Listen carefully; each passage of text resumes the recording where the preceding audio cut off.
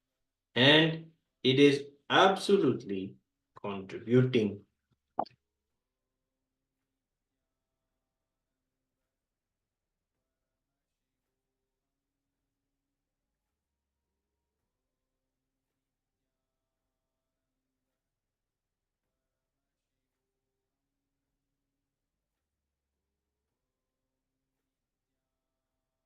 Vedas are the pure science of enlightenment. Agamas are the applied science, the practical technology for Veda and Vedanta thought currents. Vedas and Agamas are not separate. Combined, they are the source books of Hinduism, given the status of Shrutis, carrying the ultimate scriptural authority, that is, Shastra Pramana. Through the Shiva Samhita of the Vedas starts the whole Agamas.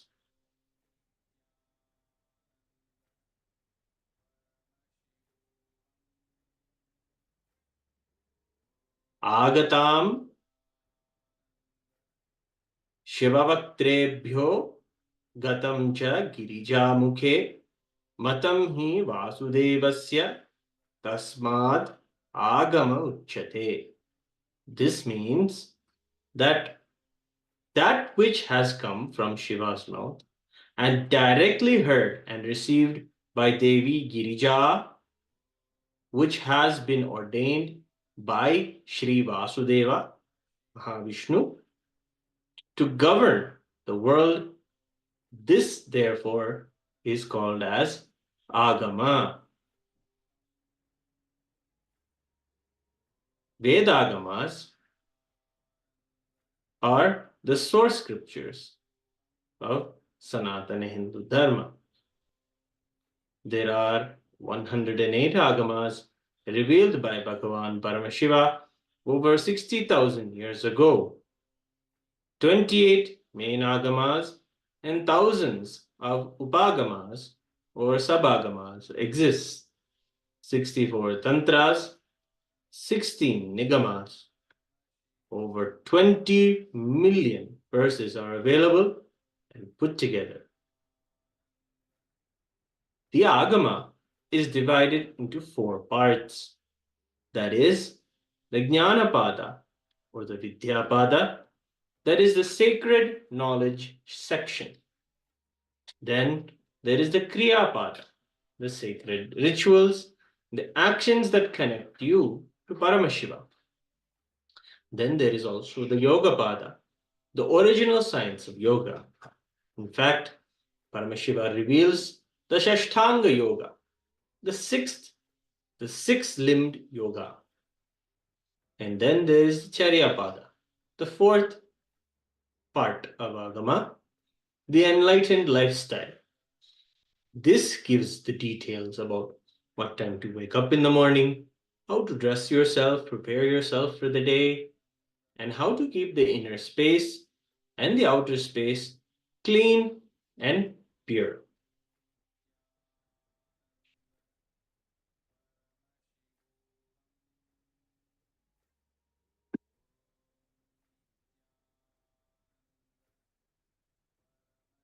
The Jnanapada is the truths of Paramashiva entering into the individual through the transformative, powerful cognitions and power manifestation. Pure knowledge, Vidyapada, is divided into 3 parts. That is the Jiva or the self, which has 5 states of consciousness and the science to achieve oneness with Paramashiva. Then the second portion of Vidyapada is Ishvara, the divinity and the powers of Paramashiva. The different dimensions of Shiva, the way he empowers his energies and incarnations to run the very cosmos. Third part of Vidyapada is the Jagat, the universe itself, the Hindu cosmology. and the various planes of existence, the Maya.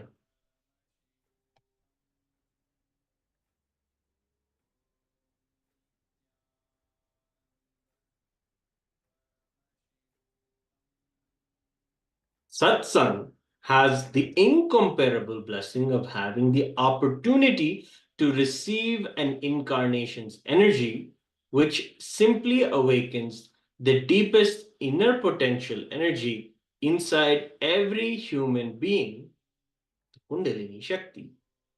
Sound, physical health, mental health, joy, peace happen spontaneously when one attends the satsang of the incarnation of Paramashiva.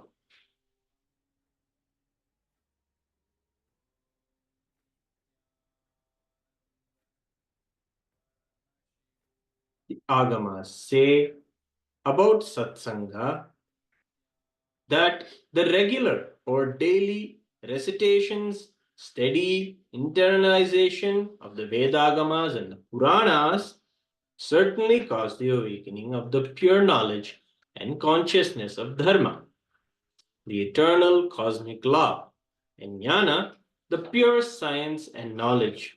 This is known as the third Shila. This is from the Chandrajnana in the Uttarapada, verse 55. Kriyapada of the Agama is also involved. When you understand the science of Kriya as per Agamas, every moment of your life will become more and more powerful, more and more intelligent, and more energetic. When you practice Agamas Kriyapada, you will develop tremendous respect for yourself. This is done through Kriyas known as Puja. Puja is the personal time with the Guru and Paramashiva. Puja is the ultimate stress buster, and it is a beautiful space to connect and experience your true nature of Paramashivatva, absolute oneness with the Guru, who is the embodiment of cosmic consciousness, Paramashiva himself.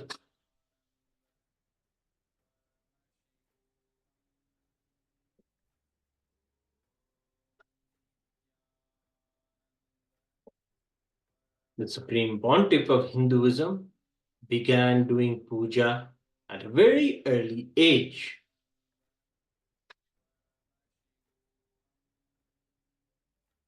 Next is the Yoga Pada.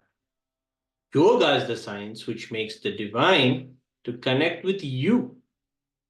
Strong cognitions exploding into your systems and changing your whole brain's alchemy, putting you in the space beyond any description, is yoga. That ecstasy builds the whole body. Yoga, as per Agama, is experiencing union, oneness with oneness itself. But these on Yoga Pada or manuals are revealed in the Nithyananda Yoga Paddhati book, which includes the Prathama Vinyasa Krama, the 108 asana sequence, which includes the 12 components of asana, pranayama, mudra, bandha, dharana, japa, pranayama, karana, abharana, mandala, aushada, and weightlifting. It is specially designed to write your muscle memory as per the sankalpa taken before starting the session.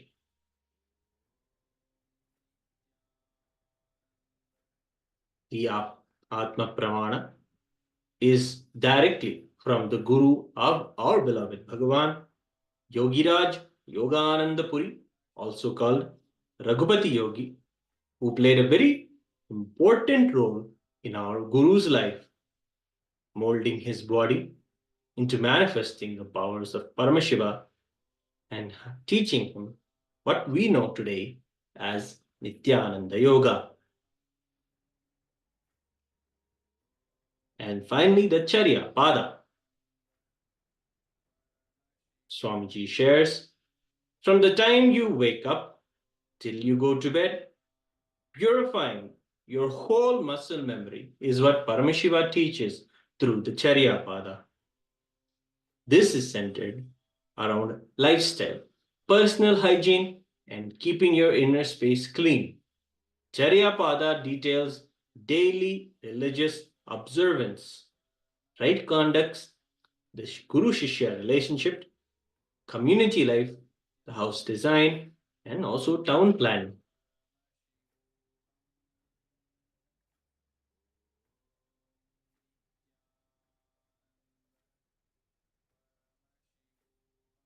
These four sciences give us the technology to manifest our reality.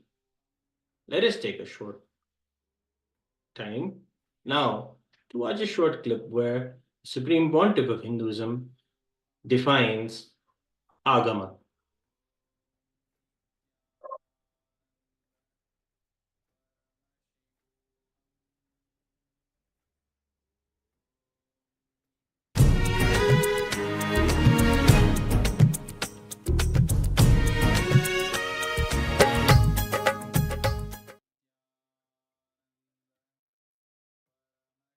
नित्यानन्देश्वरसमारम्भाम् नित्यानन्देश्वरिमध्यमाम् अस्मदाचार्यपर्यन्तां वन्दे गुरुपरम्पराम्.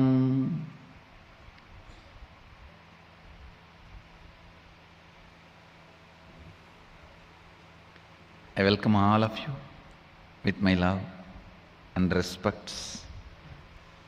I think it will take few more days for me to start on Kena Upanishad because I am so much full of Kumbh Mela.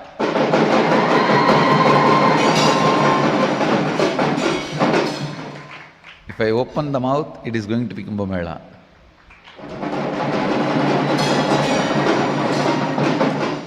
It's all going to be Kumbh Mela, Kumbh Mela, Kumbh Mela. My body is getting ready, getting prepared to initiate the 70 powers of Shivagamas.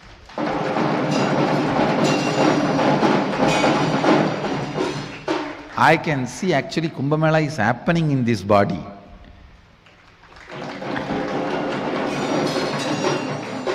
I think the Amrita Kalasha is going to come out from this body only and Kumbh Mela is going to happen there.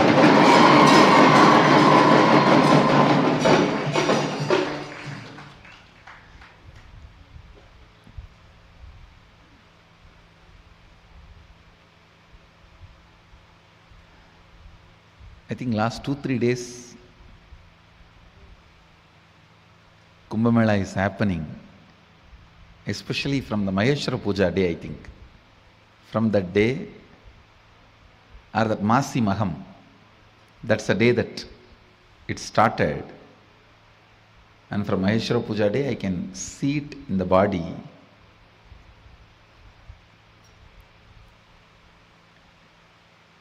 Even the way I handle things, I am seeing so much of love, energy, care. That mood of initiation, Mahadeva's mood of initiation, Dakshinamurti's mood.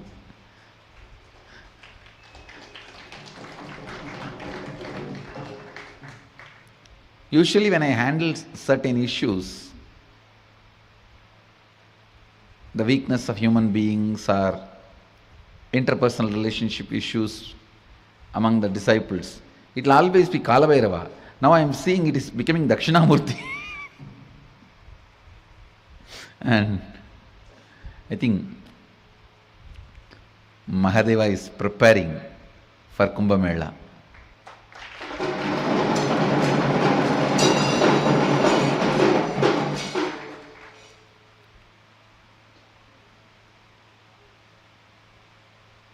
And you can expect in 1 or 2 days the spiritual practice to prepare yourself for Kumbh Mela. Because till 29th we have a time for people to register. After the 29th, maybe 1st March or 2nd March,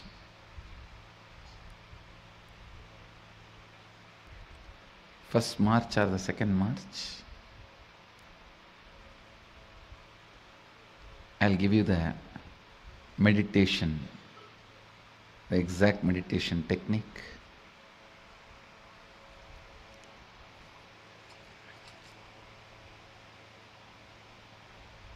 To prepare yourself, to start the preparation for Kumbh Mela. I'll give you the structure of the whole Shuddhadvaitam process, which is getting downloaded. Mahadeva describes this 4 component beautifully. Charya, Kirya, Yoga, Jnana. Charya means lifestyle. It starts from the personal hygiene, keeping the place clean and keeping your inner space clean. Everything put together is Charya. Lifestyle. How you should wake up, how you should brush your teeth, wash yourself, take bath.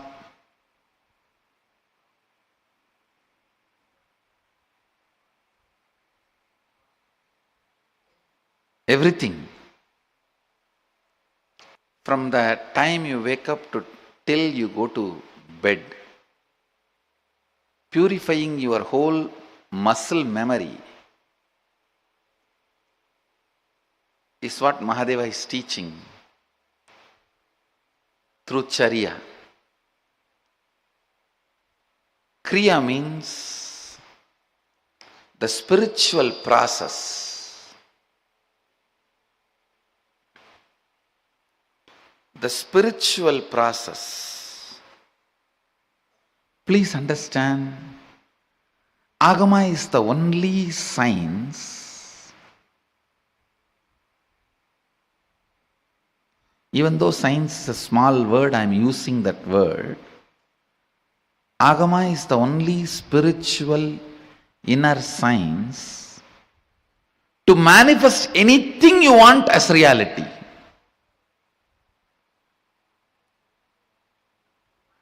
If you want to bring God into a stone and want to make him live in that stone, there is a kriya.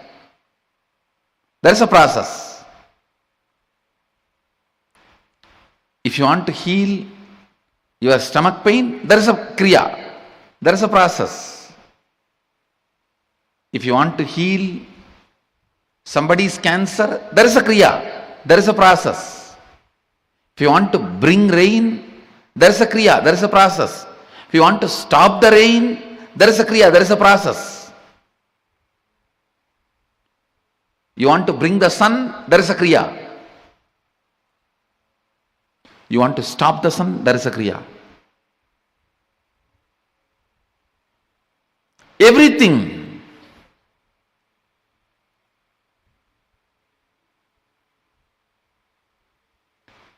Everything. You can achieve it through the certain kriyas, processes. You may not do all the kriyas, but knowing that science and few kriyas helps you to manifest the reality as you wanted. To manifest the reality as you wanted.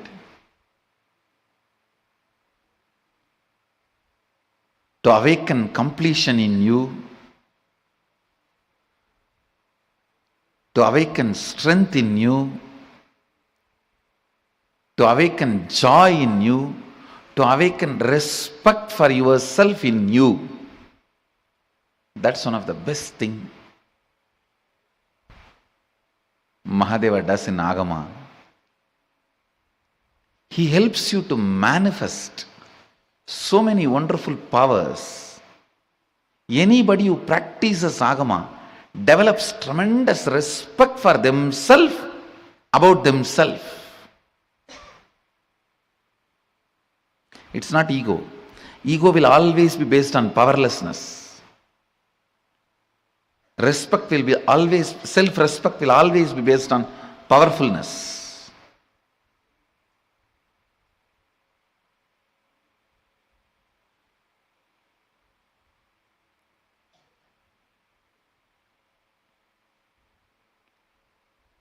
Every time when a problem comes in front of me, I only become more powerful by learning and expressing the method and solving it.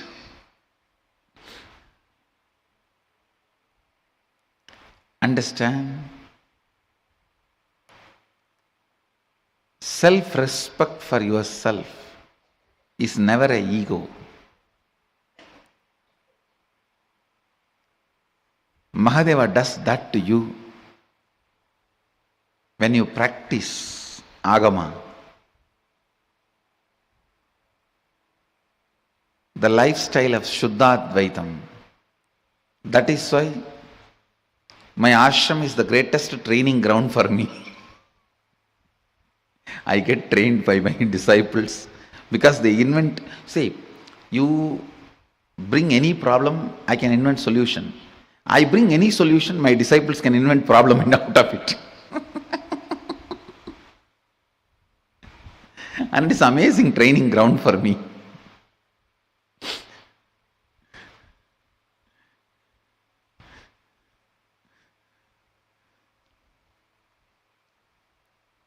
But fortunately, because Mahadeva is manifesting himself so much through this body, every problem only makes me more and more powerful. Because now I have one more methodology to solve the issues, one more way of solving the problems. It only makes me more and more powerful.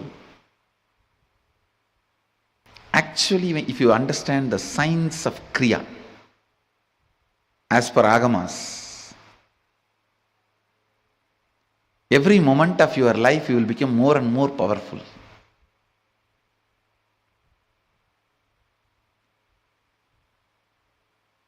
You will become more and more intelligent, more and more energetic.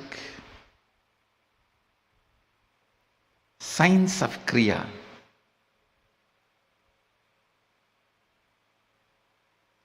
Actually, once you understand the science of Kriya, you don't even need to create the fire and pour the ghee. Just by changing your breath, you can manifest the same Agni from your body, and that Agni will manifest what you want as reality. You don't have to put rice and pour ghee into the fire. If you just put the rice and ghee into your stomach, the fire in your stomach, that Agni, you will manifest what do you want.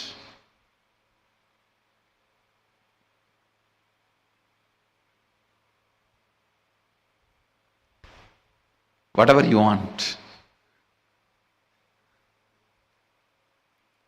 Your eating can become a spiritual practice to manifest what do you want. Yoga, as per Agama, is experiencing union, oneness with oneness itself. Understand? Patanjali's definition of yoga is yogaha chitta vritti nirodhaha. Cessation of the mind is yoga.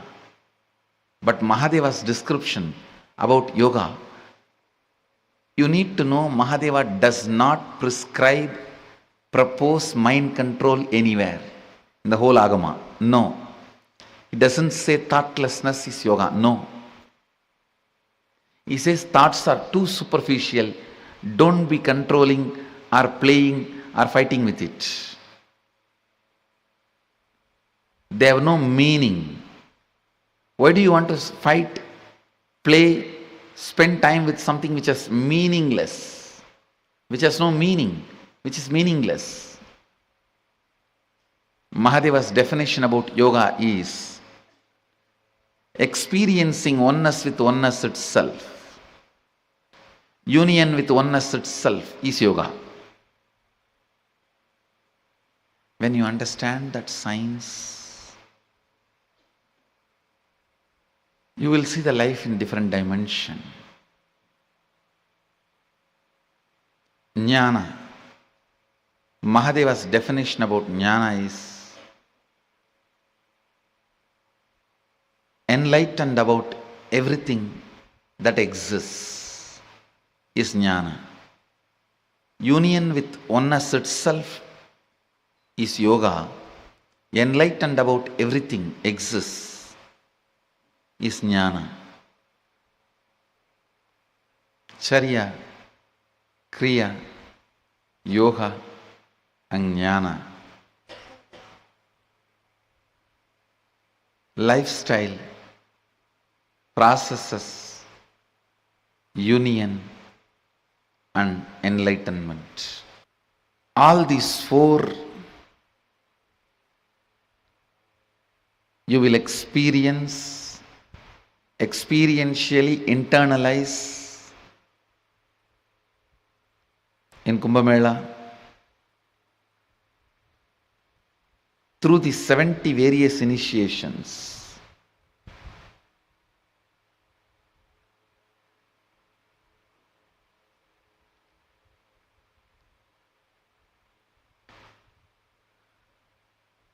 I think the more and more I try to describe more and more, I'm stuck for words.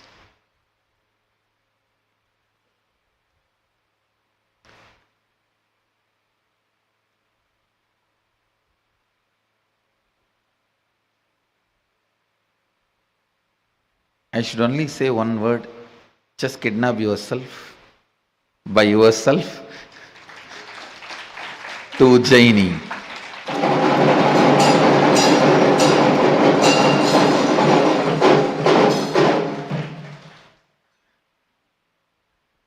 That's all I can say. That's all I have to say. I'll continue to expand on further satsangs.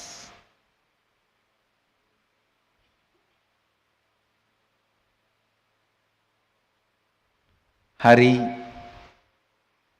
up, because we will have to create the infrastructure. We need time.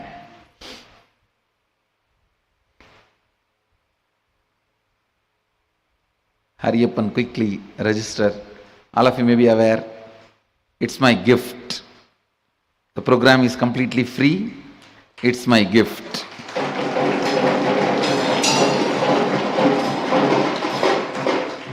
Just bring yourself and drop yourself in the Nithyananda Peetham, raise as Mahadeva and leave.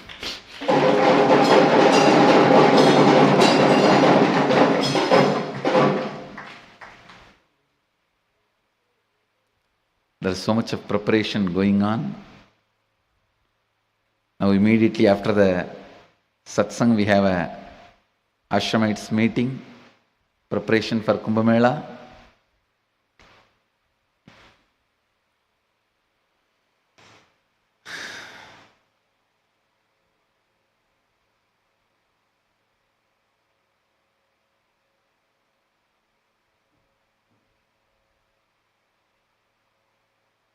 Let's get ready for the greatest spiritual blast Kumbh Mela experience. Essence of today's satsang: kidnap yourself by yourself and drop in Kumbh Ghat.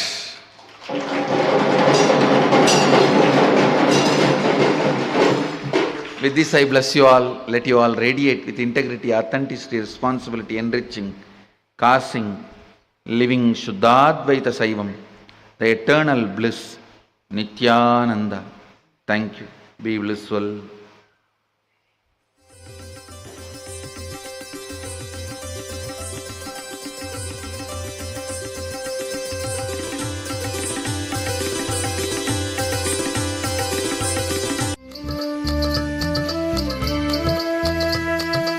Yes, we got to understand the basic truths about the science of manifesting your reality.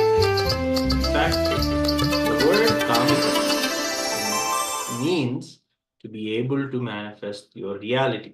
The science and the methodology to manifest your reality.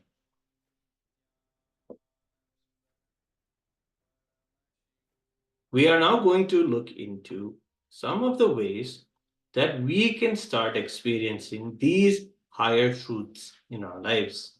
And one of these is the method of going through the process of detoxing. Let us understand a little bit more about detox. Detoxification is not just removing unnecessary toxins from your system. In course of time, these toxins become independent intelligence and do not allow your whole system to flow with the reality you're supposed to function.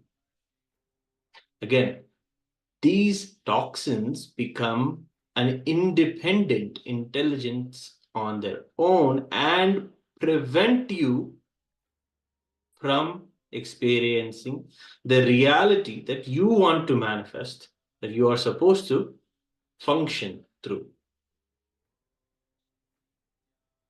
How much ever you psychologically decide and charge yourself up, your body just will not allow you if you have such toxins inside of you. To break this vicious cycle, when you're psychologically inspired and ready to make a difference and a change in your life, suddenly, because of your body, you won't be able to move forward. This is the sad part. The sad part is losing confidence in you. Then you associate yourself with the parasites inside of you. And by parasites, we mean these particular toxins over the course of time that are there inside of your body, developing a independent intelligence. With that, we understand the word parasites in the example that Swamiji shared. So, do you need to detox? This is the yogic definition. Even one cell does not listen to your will is considered a parasite, an anti-being. If you have problems like, I want to be integrated, I am not able to, I want to wake up in the morning early and do yoga, but I'm not able to, I want to always be active, but I'm not able to. Be very clear, your system has some toxins, and those have developed into an intelligence of their own that we would exist or we would address as these toxic parasites. Understand, if you are a non-vegetarian lifestyle person, even 5 years before, you can be very sure you need a process of detoxification. And almost all human beings in the modern day have some form of toxification parasites inside of their system. The one thing that the Supreme Pontiff of Hinduism recommends everyone is to immediately start consuming neem. It can be taken in the form of neem juice made into a beautiful warm tea in the morning that you drink every day before you start your day, because it has the ability to remove all these parasites from your biomemory. Yes, recently the Supreme Pontiff of Hinduism himself shared about how the materia medica of Hinduism really heals your muscle memory and biomemory, also not just your digestive tract, your circulatory system, or the other things that is understood by the modern science. The muscle memory that maybe triggers fantasies inside of you, it can have the same possibility to trigger intense devotion, transmuting the lower level emotions to the higher experience of the reality. Neem juice concentrated in 100 ml or diluted to 200 ml, whatever way you want to consume, you can boil it and let the water cool and then consume it every day morning. And like this, Mahadeva, Paramashiva, has created so many possibilities for all of us to basically detox ourselves. All of the food and the cookbooks created by Paramashiva himself do the work of really detoxing all of these parasitical thought currents from inside of us.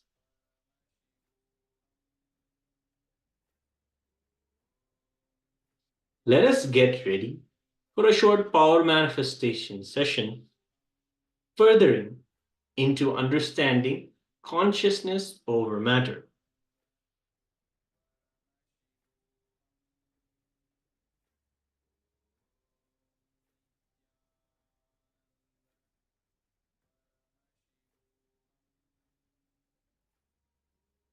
Om Nithyananda Paramashivoham. Om Nithyananda Paramashivoham. Om Nithyananda Paramashivoham. Om Nithyananda Paramashivoham. Om Nithyananda Paramashivoham. Om Nithyananda Paramashivoham. Om Nithyananda Paramashivoham. Om Nithyananda Paramashivoham. Om Nithyananda Paramashivoham. Om Nithyananda Paramashivoham.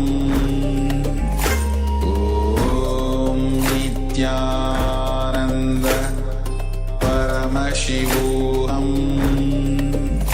Om.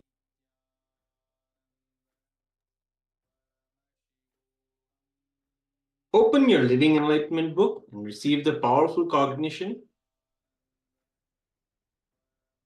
Read it, imbibe the meaning. Let the words reverberate inside your inner space. We will take a total of 5 minutes for this short power manifestation.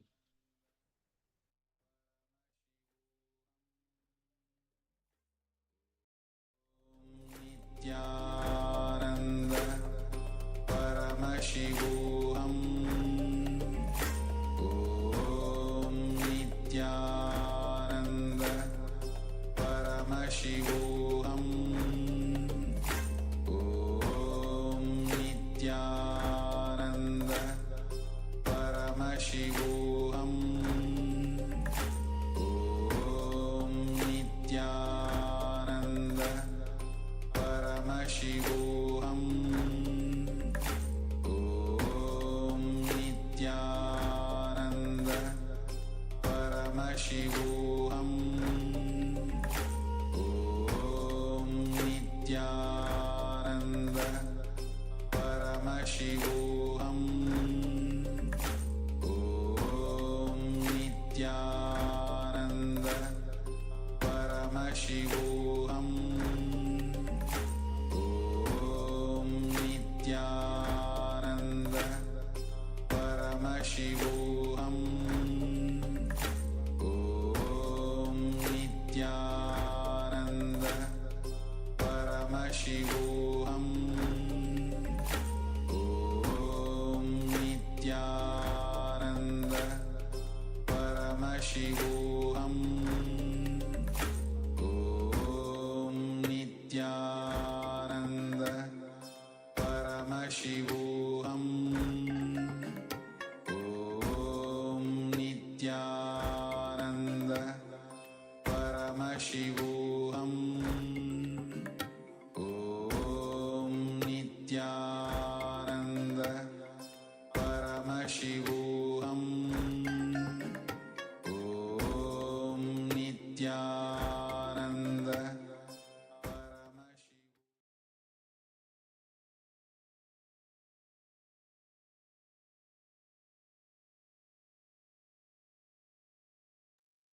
Now, please place the coconut on your hand and declare to Paramashiva to manifest through you.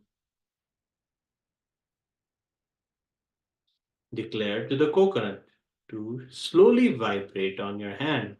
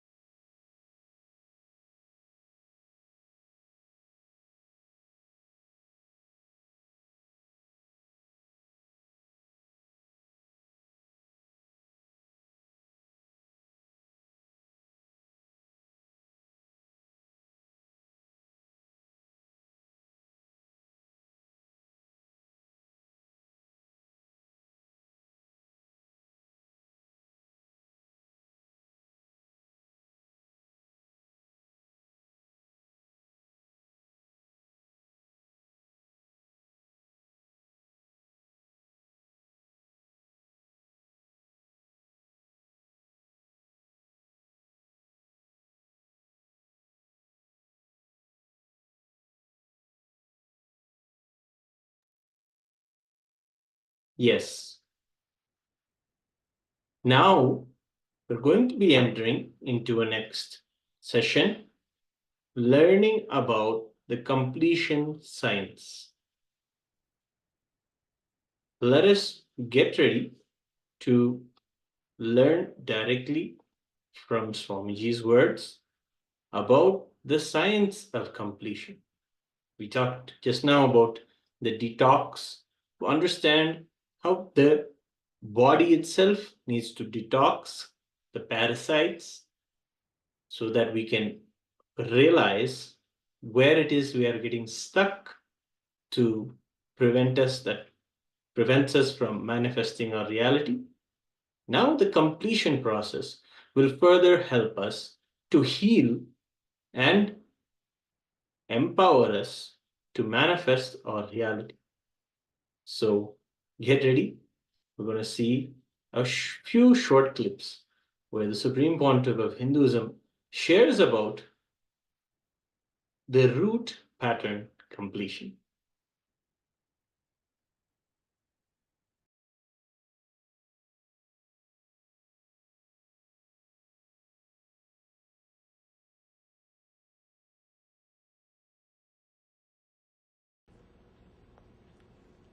Life, your life, as and now, is nothing but future becoming past. Continuously, if your future is becoming past, that's what is time, that's what is time, life.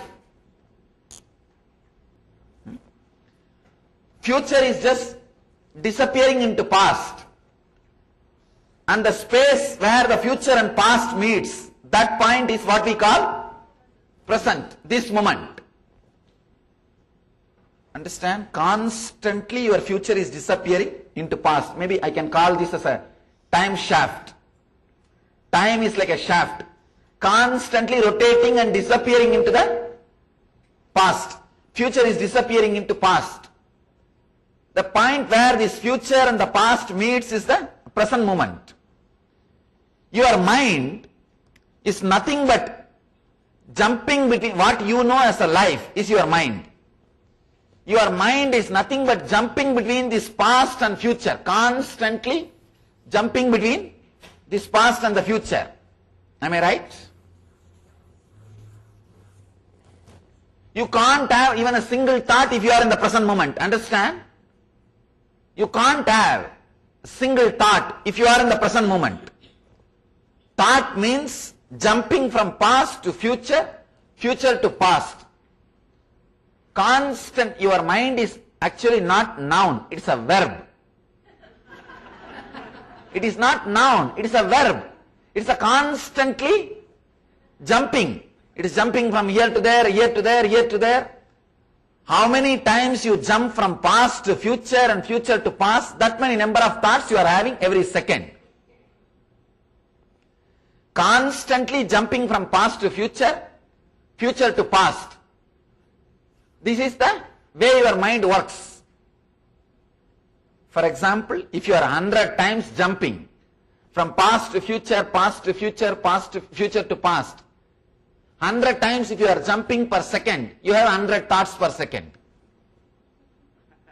But it's not 100, I'm just assuming it may be few thousands. Because 100 is too small, few thousands at least. Constantly jumping between past to future, future to past is what we call thoughts. If you are jumping past to future, future to past, 100 times per second, I am just taking as an example, 100 times per second, we may call it as a 100 TPS, thoughts per second. 100 thoughts per second, TPS. You see, if you are in 100 TPS means you are away from the present moment. Am I right? You are far away from the present moment. Just jumping, constantly jumping. I think you know what I mean by constantly jumping. If you just try to sit in meditation, that time suddenly you will see whole Bandara box is opening. Everything is coming out. What all you don't want to remember, everything will be there in the front. Anything you say no, it will take revenge on you. That is the basic nature. Anything you try to exclude, that will be there first. In the front. So constantly if you are jumping between past and future, 100 times if you are jumping per second means 100 TPS. So you are completely away from the present moment. For example, sometimes if the TPS comes down, maybe 80 we call it, then you are little near to the present, because this is the present moment, where the past, where the future and past meets is the present moment. You are little closer to present moment. If the thoughts per second comes down 60, you are little more closer to the present moment. If it can come down to 0 TPS, you are in present moment. Am I right? If it can come down to 0 TPS, you are in present moment. Coming down to the 0 TPS is all about spirituality. Spirituality is nothing but trying to zero you down. Just bringing you to the 0 TPS is all what we call meditation, spirituality, enlightenment, whatever you may call it. Inner science. Maybe the inner science is the right word. Science for inner transformation. That's all. One more thing. When your TPS is too high, you will neither be clear about your past or future, because you are seeing the past or future from distant, and you are constantly busy in jumping to the other corner, other side. When you are in the past, already you are thinking of the next step. For example, morning when you are out of your bed and when you start brushing, already you are thinking about your office. If you are sitting in the office, already you are thinking about evening beach. If you are sitting in the beach, already you are planning about going back to the home. If you are sitting in the home, you are already started planning about what to do next tomorrow. So one thing is sure, if you are here, you are not here. If you are here, you are not here. We are very clear about it. The past and the future. Because you are too busy in jumping, we neither look into the past nor look into the future properly. If your TPS comes down, your vision towards the past and future will become more clear. Understand? Now it may look like a too big promise. If I say, if your TPS comes down, you will experience peace, you can believe. But I am making a statement. If your TPS comes down, you can see your future clearly. Now this looks to be a too big promise. Understand? From this point, you can see only this much, your past, and this much your future.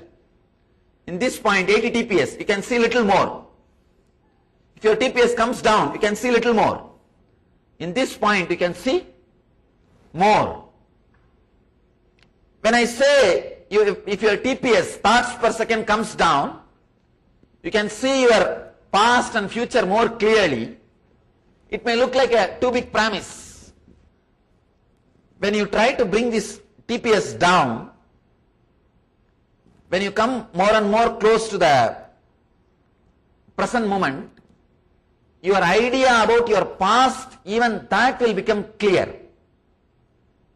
Understand? Now, you don't even know your past completely. You will remember only the incidents which are connected to your engrams, your samskaras, not everything about past. People tell me, Swamiji, we can understand, we will understand our future. How do you say we will understand our past? Don't we know our past? No. You don't know your past as it happened. You know only as you want it.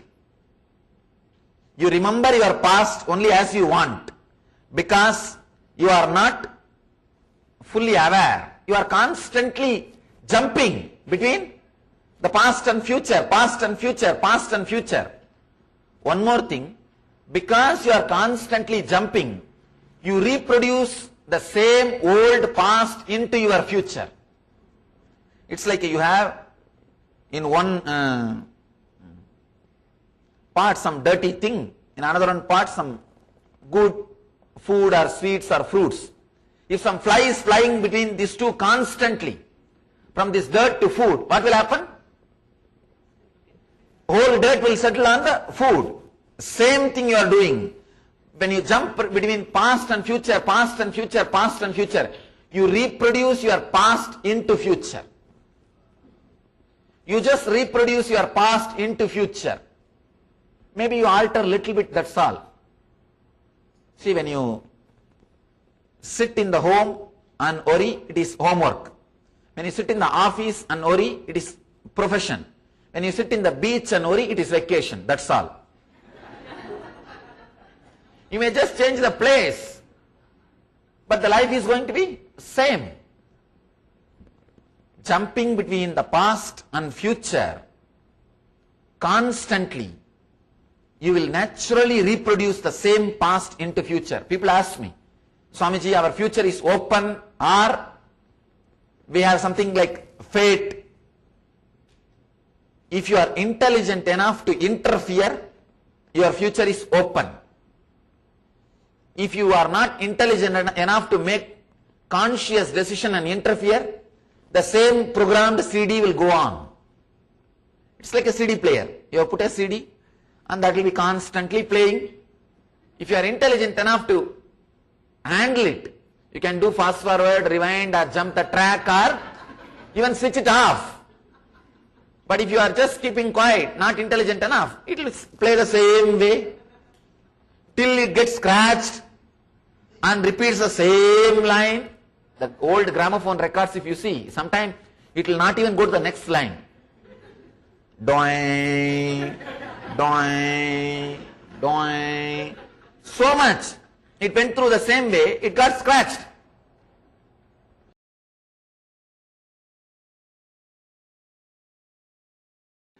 Just few lines. Listen to this few lines carefully. 1. Try to remember the earliest, as far as your memory goes, the earliest first time you felt powerless, either by fear or guilt or weakness. First time when you felt powerless. It can be as simple as your mother made you sit on the dining table, or you were playing in the rain and your mother slapped you and dragged you inside the room, or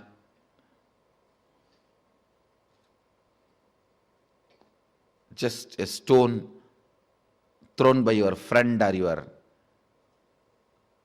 brother has hit you. It can be as simple as this, or your sister snatching the ice cream. Now usually sisters don't snatch, only brothers snatch. No, I have seen. Sister is the best relationship. I grew up in large family. Sister is the best relationship. It can be as simple as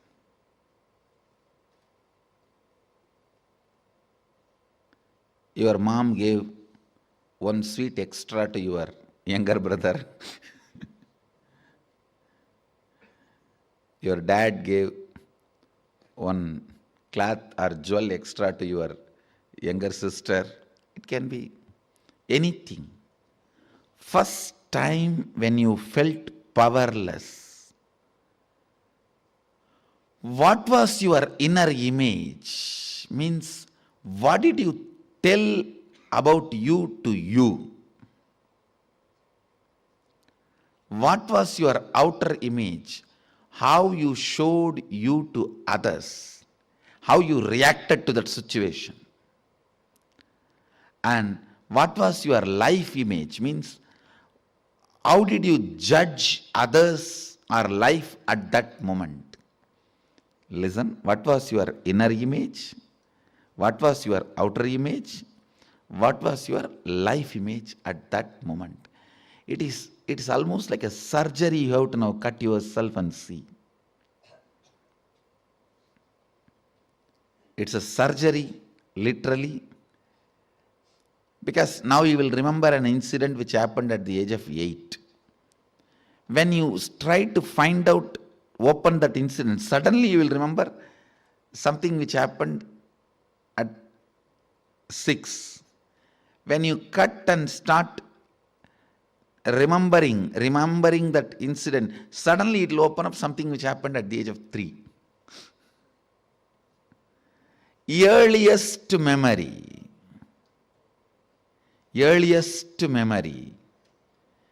first time as far as you can remember, when you became powerless. Actually, you will be surprised, because I'm going to blow prana into you. Means awaken your pranic energy. You will remember the memories you never thought, you never imagined you will be able to remember. Actually, only now you will see directly what I can do to your mind.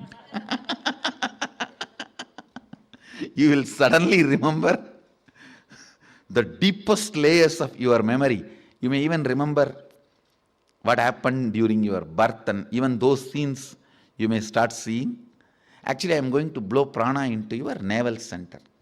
You will be there only, I will be here only. I will be awakening you. See, that navel center, that means your umbilical cord connection with your mother. That is the zone stores earliest memories. And if that awakens, means Kundalini enters into that navel zone, suddenly you will see from your birth, when they cut that umbilical cord, from that you will start remembering the memories. There are 3-4 rules. Always root pattern will be formed before the age of 7. So the first incident you find will be before the age of 7. If it is after 7, you will have to dig out and you will find it. Always the incident will be before the age of 7. That's one. Second, all major sufferings, whether it is physical or mental, you go through in the life will be connected to that root pattern. It is the root pattern responsible for serious physical or mental sufferings you go through. It starts only from there. And blessed are those who complete with their root pattern when they are young or before it manifests as any serious disorder.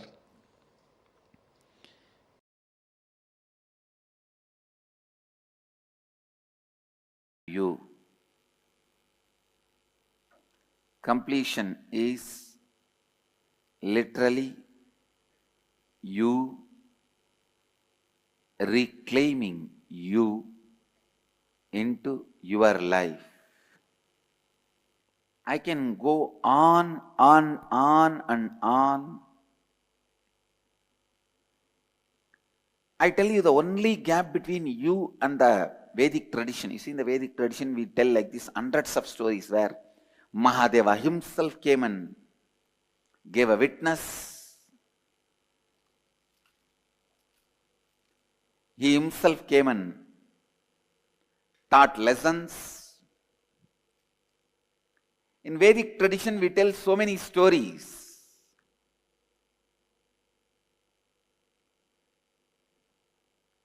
Surely our masters are not liars.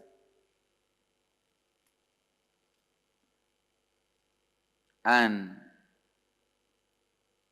they are not the people with superstitions.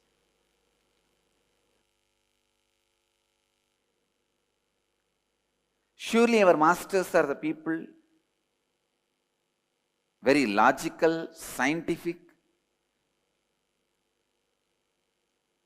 never spreading superstitious things.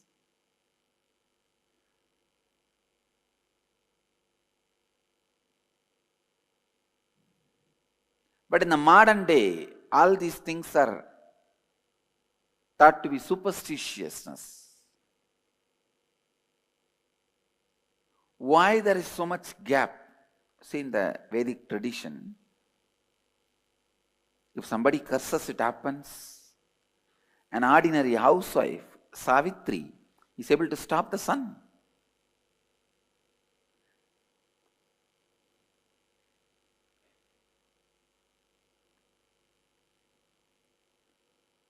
Why the gap? What is the gap between the life during the Vedic times and now? Why all that which happened at that time is not happening now?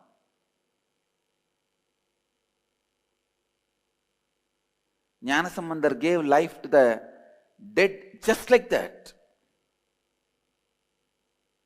Why?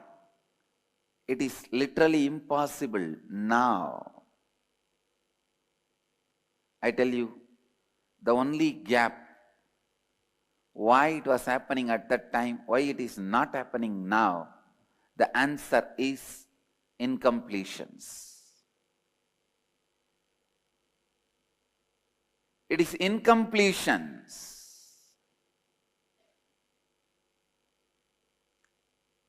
When you complete everything what you read in the Vedic tradition becomes reality, can be reality. I tell you, completion is the bridge to reach Vedic tradition, to reach the extraordinary powers, to experience extraordinary happenings in your life. Completion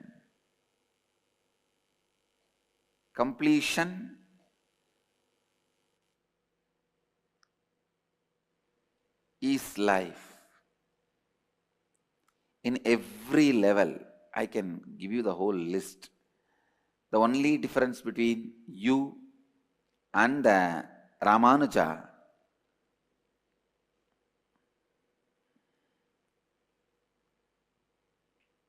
I'm talking about mathematician Srinivasa Ramanujam. The only difference between you and him is level of completion. The only difference between you and Adi Shankara, level of completion. The only difference between you and Nithyananda Sambandar, level of completion.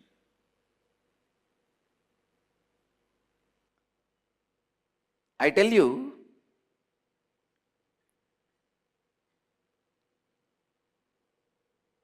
with the completion,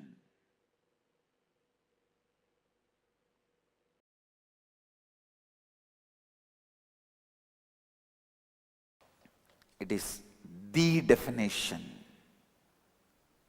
of completion by Mahadeva. Sit. I am giving you the precise instruction from Mahadeva's definitions. Sit and decide that you are going to complete with some of these past incompletion, and let your attention be on the whole incompletion being relived with the clear understanding of unclutching. Disidentify why that happened, because it has happened. With that understanding, why that happened, because that happened. Why you reacted the way you reacted, because you reacted the way you reacted.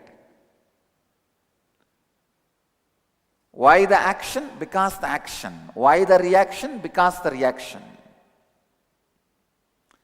Any past incident has no valid, adequate reason to the present conscious cognition. Any past reason cannot be adequate for the present cognition. Any past incident has no reason or cause for why it happened the way it happened. It just happened the way it happened and it did not happen the way it did not happen. That's all. With this clarity, relive, you will see the form you are able to remember in which the incompletion happened will melt down, will lose its power over you. That is the definition that completion has happened. The incompletions have melted down. Go on, go on, go on. Other than the form you are having this moment, you should not be able to remember any form of the past. Then you become formless.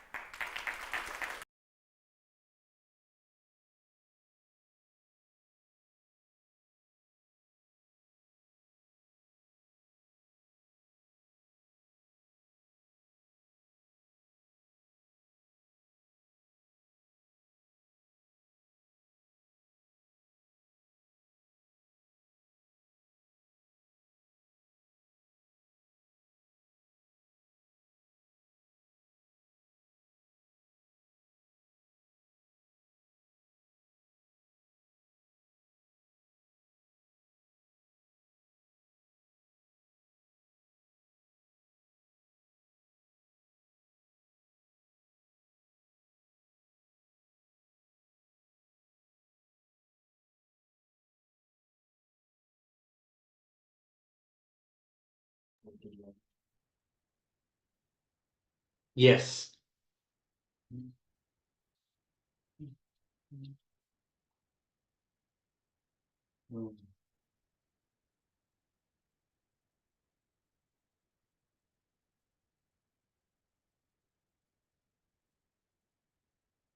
Yes, we now got to understand how completion is the basis and the process that we all need to go through to manifest our reality.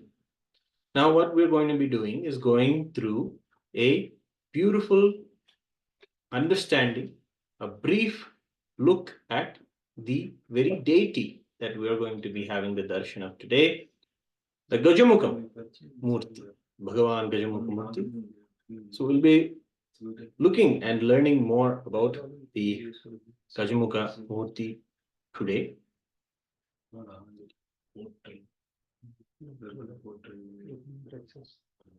Devi Paramashiva Shakti decided it is time to manifest Bhagavan Ganapati, means he who has to guide the various Shiva Ganas.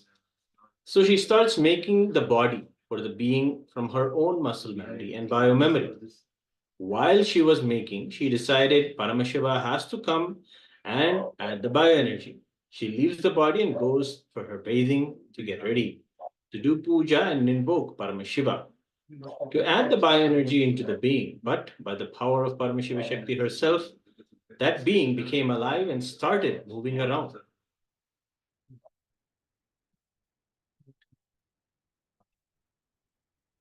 And yet, he was not fully awakened. So, it did not know that it had a father, and that father was Paramashiva. So, when Paramashiva came, the being tried to stop him. Paramashiva tried to tell the being, I have come here to add my bioenergy into you. Me and Paramashiva Shakti will sit now together and complete you. You are the potential so that you can flower.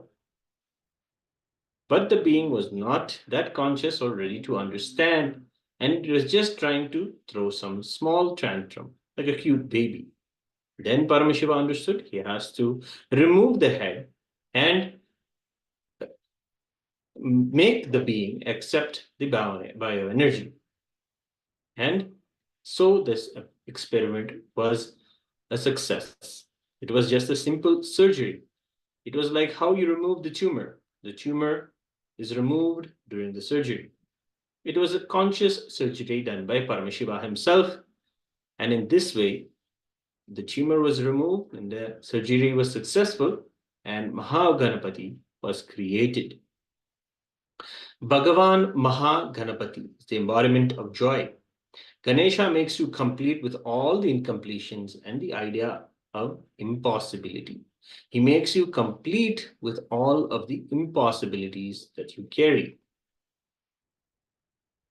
Take control of your life. Allowing the incompletions to exist is literally declaring that you yourself don't want your life in your control. Allowing your incompletions to exist is declaring that you don't want your life to be under your control. But the power of incompletion is such that it deludes you so much, you literally believe that you really cannot contain your own life. You cannot make your own decisions. See, just because you are temporarily upset, you go on taking decisions which permanently damage you. This is the most difficult part about the life. So many qualities of Ganesha are qualities of manifesting completion. These incompletions, they just totally imbalance you. Constantly decide you will be in the space of completion. Completion means being perpetually in that space. No question of powerlessness, no question of powerlessness at all.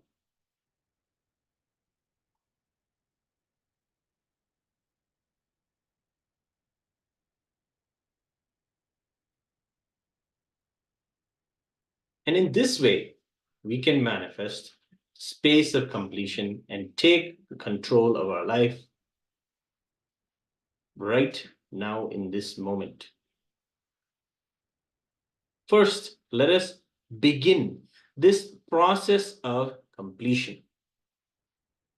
First, if there is some powerlessness, maybe an incident in your past where you feel is lingering inside of your inner space, it is a hangover or an incompletion.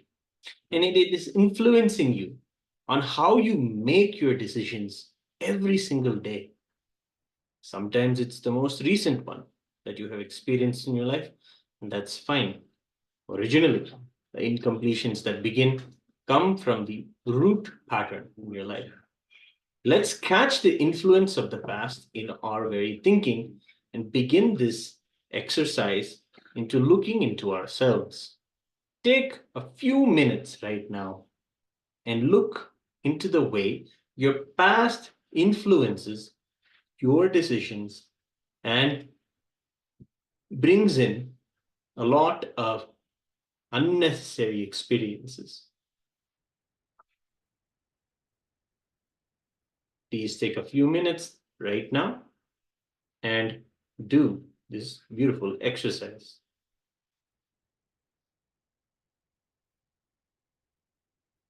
Have a pen and a paper and write down whatever completion or incompletions you have from the past, hangovers that you are carrying.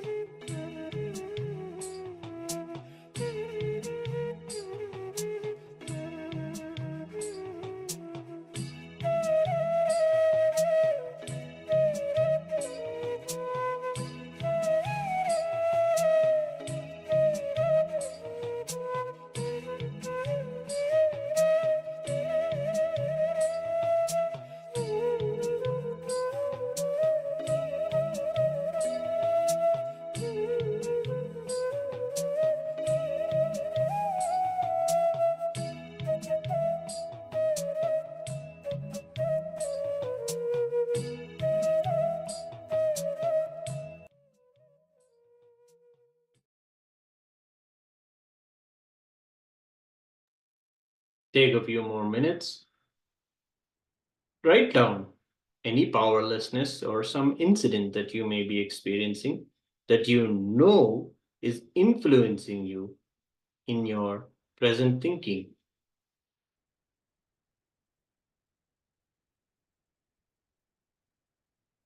Let's catch the influence of our past on our thinking system.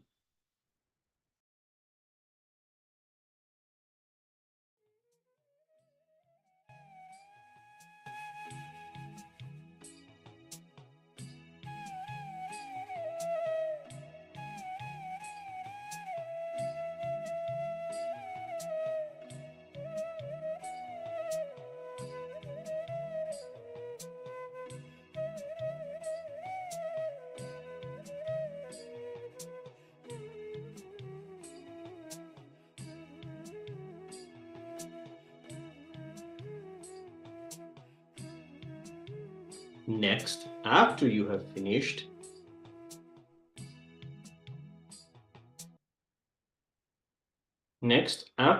completed writing down, reliving is relieving. Means the past powerlessness which is influencing your thinking, relive those incidences. Read what you wrote down. Any more details, you can write those down as well. But begin the second step in this completion process of reliving those moments.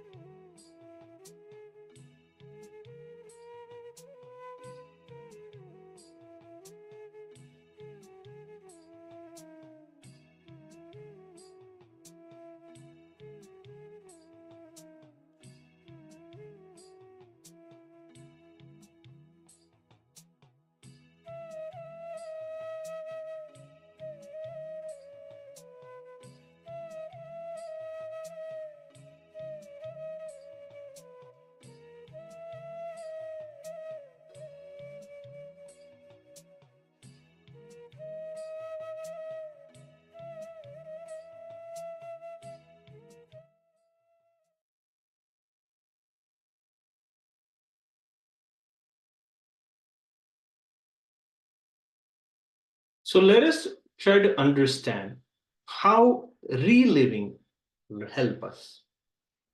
There is a big difference between remembering and reliving. For example, something happened to you when you're at the age of 8 or 9, which is still influencing your thinking now. One man came to me and said, I never go to the beach, Swamiji. Even if I drive through the beach roads, I shiver, sweat, and I have a panic attack. Swamiji asked him why.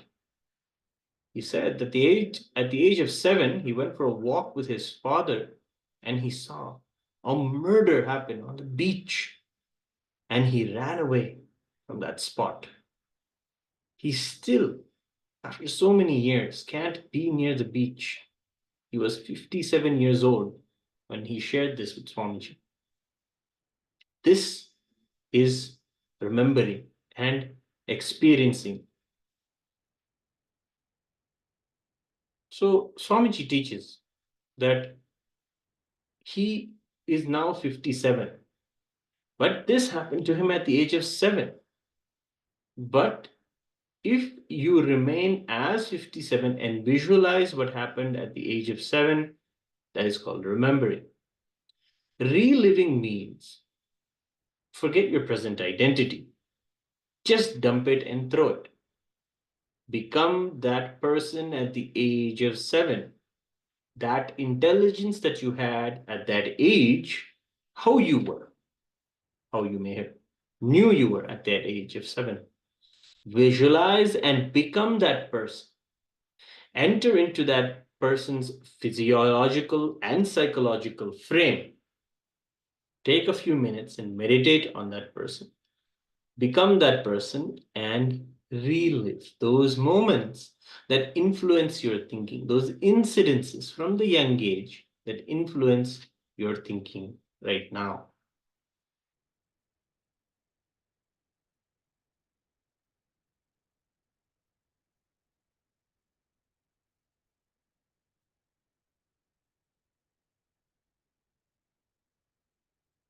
When you relive all the powerlessness accumulated in your nervous system during that incident, it may be emotional suppression or the identity crisis, various guilt, pain, or suffering, it'll all just break, collapse, and leave your system permanently.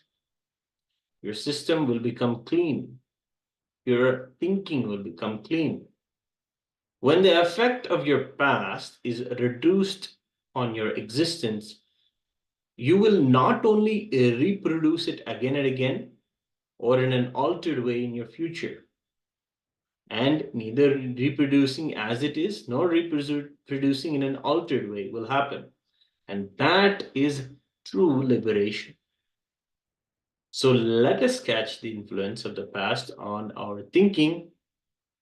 Please continue this process of completion.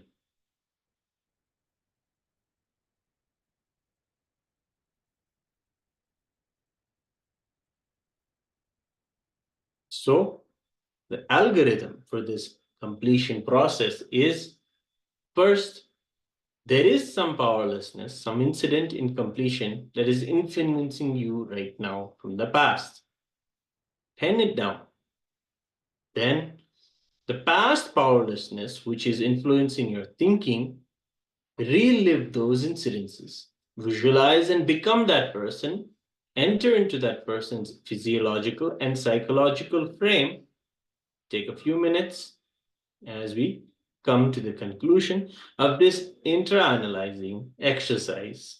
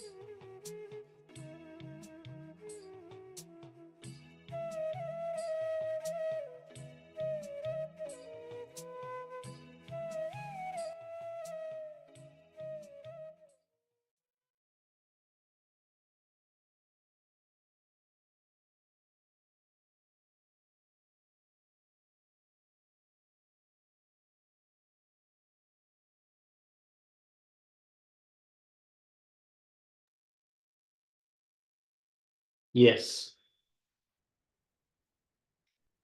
As you do this completion process, you will have a more defined understanding about your inner thinking and how we can understand the toxins that we hold on to and how they influence our thinking. As you do the detox, along with the completion process, you will experience tremendous clarity, and with this also have the power to manifest your reality. Now, let us enter into a series of short videos where the Supreme Pontiff of Hinduism further explains the next steps into the completion process.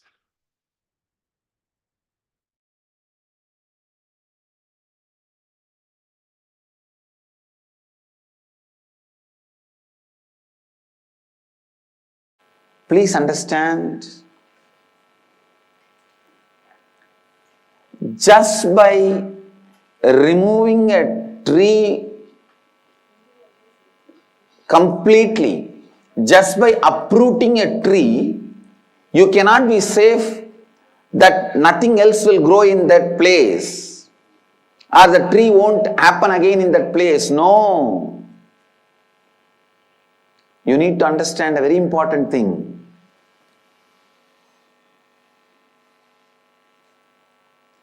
If you just see outside, the ground where the Nithyananda Sabha is going to be built, there are hundreds of neem trees. We uprooted all of them and cleaned the land.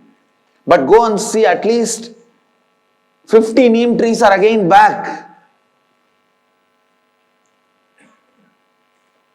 Even if you uproot the tree, the essence of the tree stays in the ground.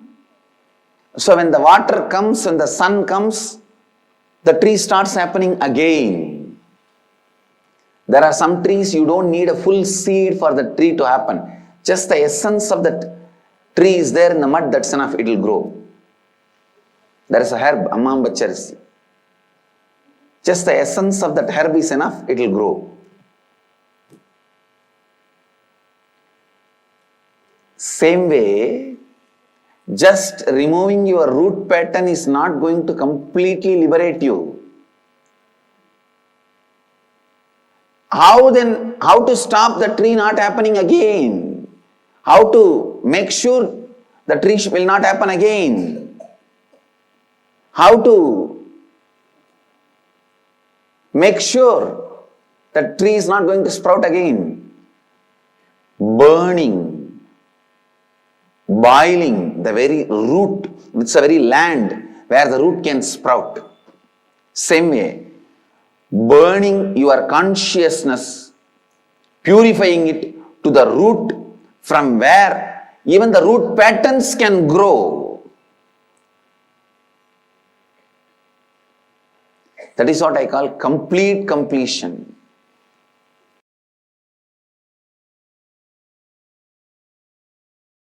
Today I wanted to expand on a different dimension of completion.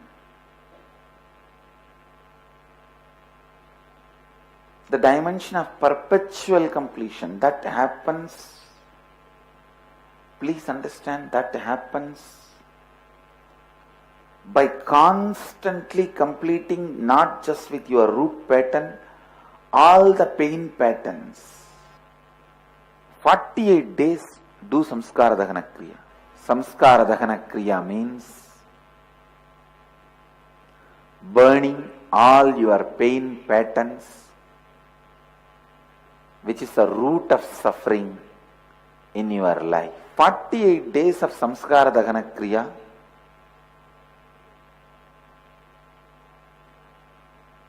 can solve thousands and thousands of pain patterns in you. Please understand, samskara dahana kriya has 4 layers. Please listen to the instruction. First, sitting and penning down all your pain patterns.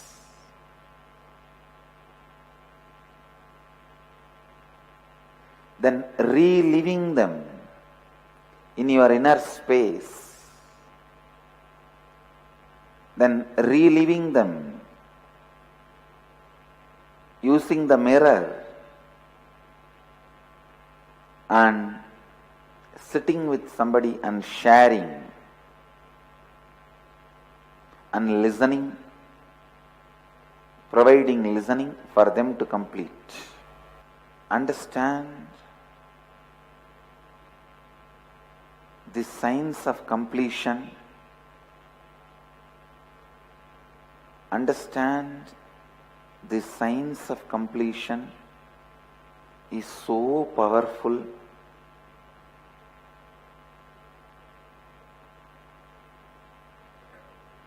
It can just destroy so much of pain you carry, which you are not completing by everyday completion. The samskara dahana kriya is one of the very comprehensive completion process. When you just sit and relive, sometimes you miss some incidents, you miss the depth, you miss to catch the exact pain pattern. But the samskara dahana kriya is the most powerful process. This unique, powerful completion process as 4-step. Start penning down your earliest memories of your life, all the pain patterns, pains you experienced in your life. Physical pain, mental pain, emotional pain,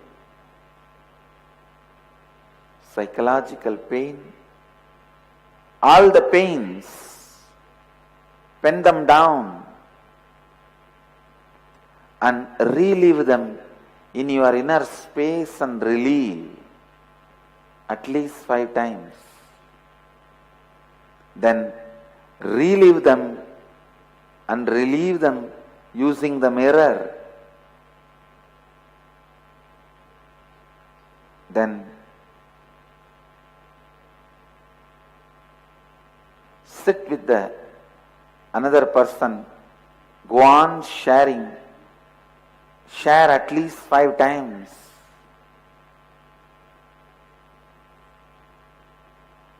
Listen at least 5 persons completion story. After completion, destroy the paper you wrote, in which you wrote all your pains, and burn them away. If you are near by our temple, center, ashram, you can do Rudrahoma and burn those papers. Otherwise, just burn them safely and dispose them. If people are feeling shy to talk to each other, share their incompletions, let them sit with the mirror and talk to the mirror. But go on and on. At least 5 times. Talk to the mirror. Listen, samskara dahana kriya has 21 action. Penning down all the pains you went through in your life, the first action. Second, reliving 5 times in your inner space. Third, reliving using the mirror. Fourth, sharing with somebody 5 times. Fifth, listening to other person's incompletions, at least 5 members. So if you see, it will be 21 actions. Start with the earliest painful memories of your life and recall all the unpleasant incidents of your life and pen down. Once you pen down, relive in your inner space and then relive using the mirror and then relive using the other person's eyes by sharing. Be a space of listening for other person to complete. Understand?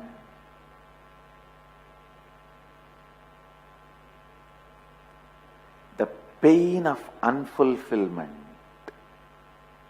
will leave your system if you do completion, samskara dahana kriya, for 48 days. The pain of unfulfillment. Understand? The pain of unfulfillment which you carry in your life constantly, which started in your life the moment the root pattern started, that will melt down.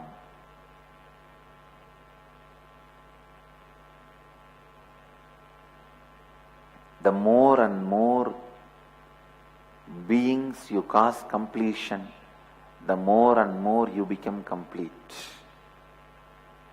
The more and more people you cause completion, the more and more you become complete.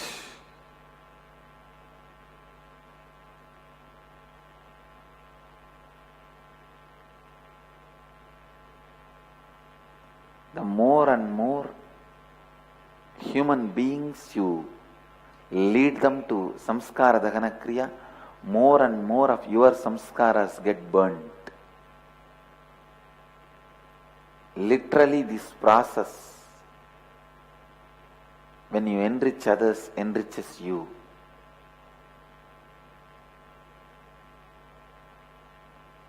After 10-15 days, the subtle pain patterns will start coming out, erupting out.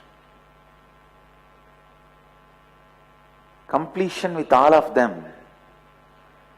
Those subtle pain patterns, pain points, leads to deeper and deeper cleansing. And I tell you, 48 days of samskara dahana kriya will surely give you some siddhi, some miracle power. If you think you don't have time for the samskara dahana kriya, that is one more pain pattern. Sit and pen down when you started creating that pain pattern and complete. Your tiredness is a pain pattern. Boredom is a pain pattern.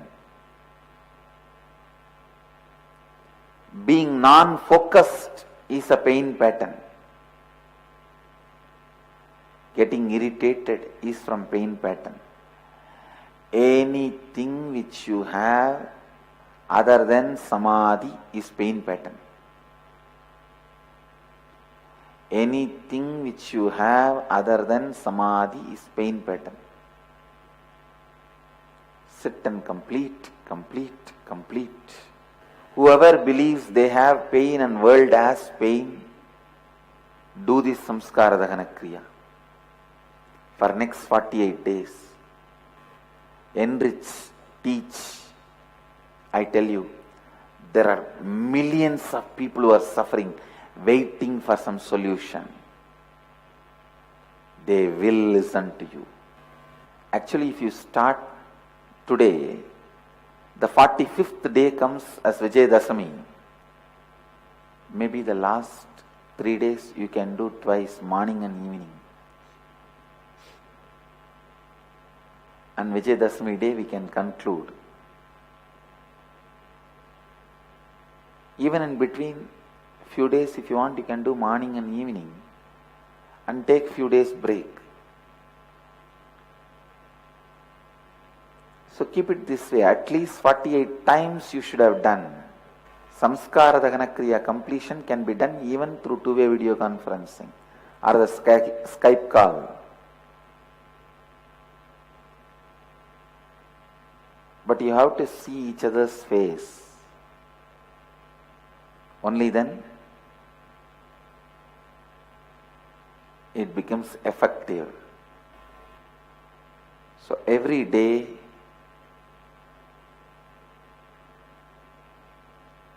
till Vijayadashmi, we will all be doing the Samskara Dahana Kriya.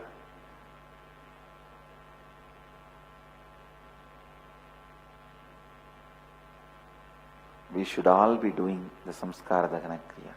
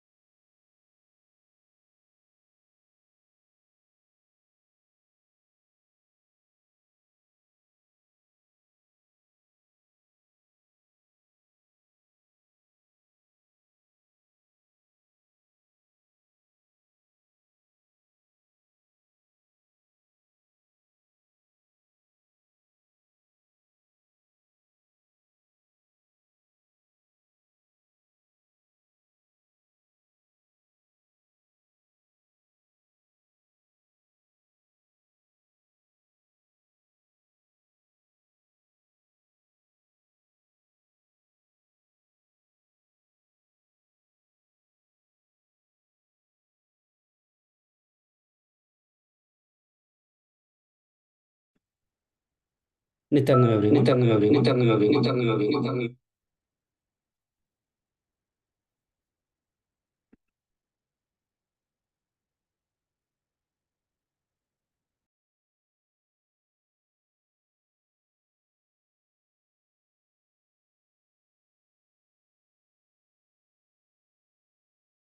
Please understand. Om Nithyananda Paramashivoham. Om Nithyananda Paramashivoham. Om Nithyananda Paramashivoham.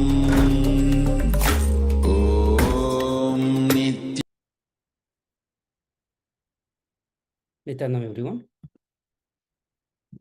So now we'll be moving to the next segment. Sorry, all of us just watched the video on the Samskara Dahana Kriya, which is one of the most powerful technique given by the Supreme Pontiff of Hinduism to burn all sorts of pain pattern that we carry in our life. So today, actually, we all are focusing on completions, completing with the various powerlessness that we carry in our life, and that also includes the Samskar Dahana Kriya, and also we are going to be learning on how to manifest our reality that we all want. So in all our life, we all keep looking for the various reality that we want to manifest, and that's why the very first day when we start introducing the teachings of the Supreme Pontiff of Hinduism, we start with manifesting your reality. The first thing that we teach is how to manifest your reality, and that is where our journey starts.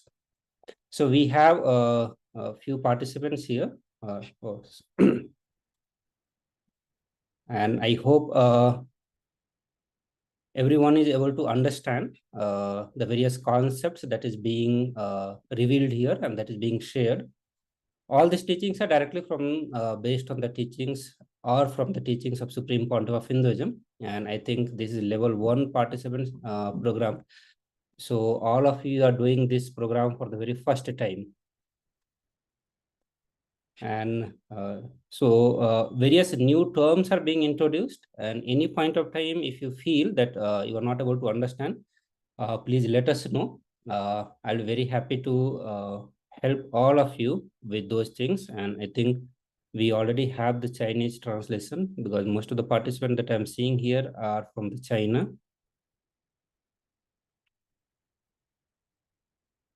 So may I know who is doing the translation? If you can just drop a message in the chat. Is it Srinitya Lingo Bhavan who is doing the translation for all the Chinese participants?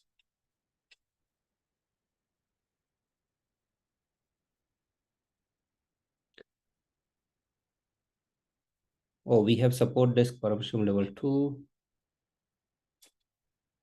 Okay. Okay. So if at any point of time, if you are having any difficulty to understand any of those concepts that is being revealed, please let me know. And I'll be very happy to explain all those things. So just now we watched the Samskar Dahana Kriya, and we are also going to learn about how to do completions. So in coming session, we are going to be learning about how to do completions. And actually, you are going to be looking into and finding the various pain patterns, various incompletions, powerlessness, powerless cognitions or powerless emotions that you are carrying. And so in this segment, we are going to be doing intra-analyzing exercises, and where I'll be talking briefly about how to do the completions. So all the incompletions that we have that is there in our life is nothing but the fact not being given enough inner space and cognition and respect by us, and the perception itself is given the first priority and the respect. So whenever any incident that happens in our life, there is always a reality as it is happening, and then how we understand the situation that is happening. That's the perception. So we always have a perception about the event that happens in our life. And because of our limited understanding about the situation, about the life, or just we know, all of us know that we do have a limited understanding about everything. And because of that, we built a cognitions which is also limiting. So limited cognition we built. So in any situation of the life, once we build that cognition, in further incident that happens in our life, we use that same limiting cognition that we have built. And that is what we are saying, that incompletion is nothing but giving priority to your limited cognitions, or rather to say perception over the reality. So when you start giving more respect, reverence to the perception rather than the reality or the fact, that is where you start entertaining your incompletions.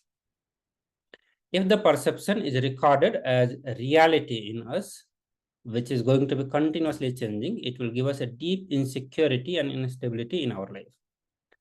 But instead, if the fact is given the place of reality and the perception is given the place of perception alone, the recognition, the change of perception will not lead to more and more incompletion. So whenever we put perception, our understanding of the reality that is happening, when we put that as the first priority and not the fact, because the perceptions keep changing, and because it keeps changing, it brings a lot of insecurity and instability in our life, causing more and more incompletions in our life. So in this segment, we are going to be learning soon how to do the completion. So in this segment, I would like all of you to look how your perception appears as a fact and how the fact appears as a perception, and the fact which is not influencing our decision and perception which is influencing our decisions.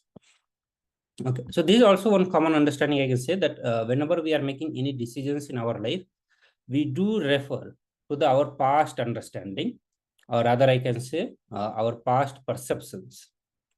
So rather than always looking into the facts of the situation, we do refer to the past understanding or past perception, and based on that, we make decisions.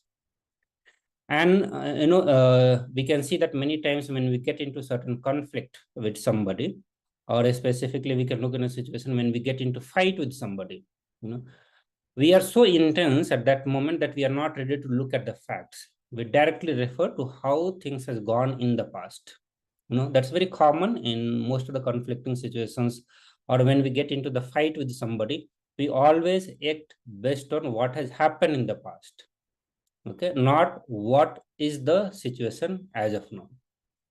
So this will help you to understand, that how we use perception in the decision making and not the fact. So there will be many situations in our life where the decisions need to be taken, and for those decisions we refer to our perceptions and not the actual fact. So this is what you have to contemplate, and you have to write down that how your perceptions has been impacting the various decisions that you make in our life, or how much of perception or past experiences you put in front while you are taking the decisions. So get five examples of the perception influencing you as a fact, and forcing you to take decisions, and the fact influencing you as a perception and forcing you to take the decision. So write down both the things. Both the things will give you clarity on, and give some sort of understanding, that you yourself will start understanding how much of perceptions are used, or taken as a reference to make the decisions. So when you get this understanding, you will start seeing, how much of perceptions, how much of something inadequate cognitions are used in our life, which is the source of suffering. Why we are looking at the perceptions impacting our reality, or why we are using perceptions in making decisions, just to understand that how much of inadequate cognitions we use in our life again and again to live the life. And that is what the source of misery, the insecurities, fear, or various other forms of powerlessness that we feel in our life. Okay, so I request all of you, all the participants, to give time and write five examples of all this.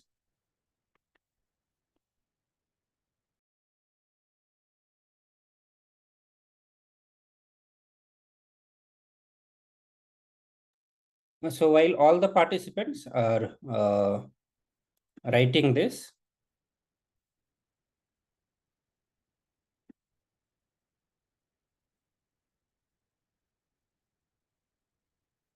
okay, so Ma Lin is a Chinese translator. Okay.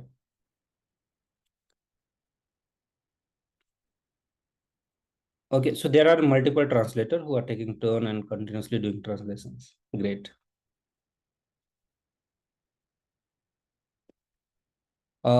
Ma Lalita is asking if for completion I must share my feeling with someone. If I don't have someone, what to do? Okay, so we will be coming back to that process. I don't think that right now we are going to be sharing with anyone. When we go into completion with others, right now we are focusing more on completion with the self. So few days of the sessions will be more focused on doing completion with the self. After a few days, when we have a more clear understanding, and when we know how to do completions, and when we have actually experienced the completion, that is the time when we start teaching about doing completion with others, and you are asked to do share with others. So right now you will not be needed. Right now it is all about the completion with the self. It's all about you. So whatever you are going to be writing, it's going to be with you. You are not going to be sharing with anyone. So at least right now you do not need to worry about it.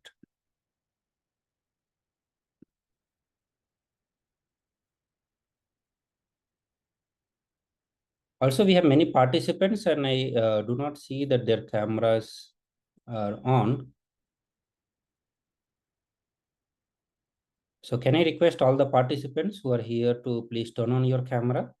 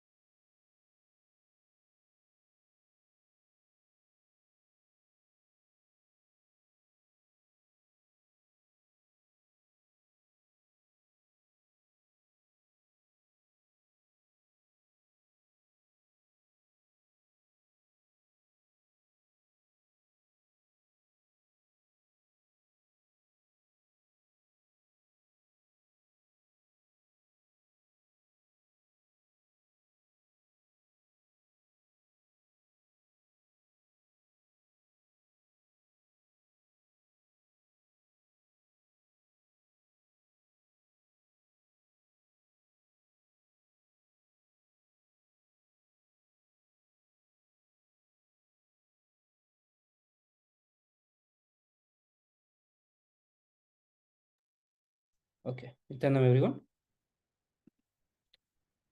So how many of you have written those 5 examples where your perception influences to make certain decisions or behave as a fact, and fact appears as the perception? So you have to give the 5 examples of perception influencing you as a fact and forcing you to take decisions, and the fact influencing you as perception, forcing you to take decisions. So we can, I'll again take few more examples for us to have a better understanding. Like when, if we are not smoking and if we have a person next to us who is doing a smoking, so we may have the fear that because I'm having the passive smoking, I may get cancer. Okay, so that could be the fear, and this is where the perception is influencing, and it is causing us to make certain decisions in our life.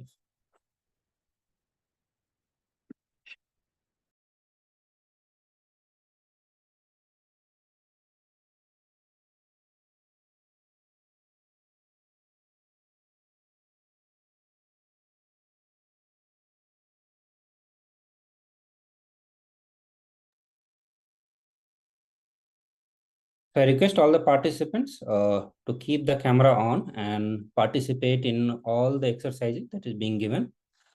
Today being the day 1, we are going to be learning some of the very important and sciences, specifically the completion, which is going to be used for all the 21 day.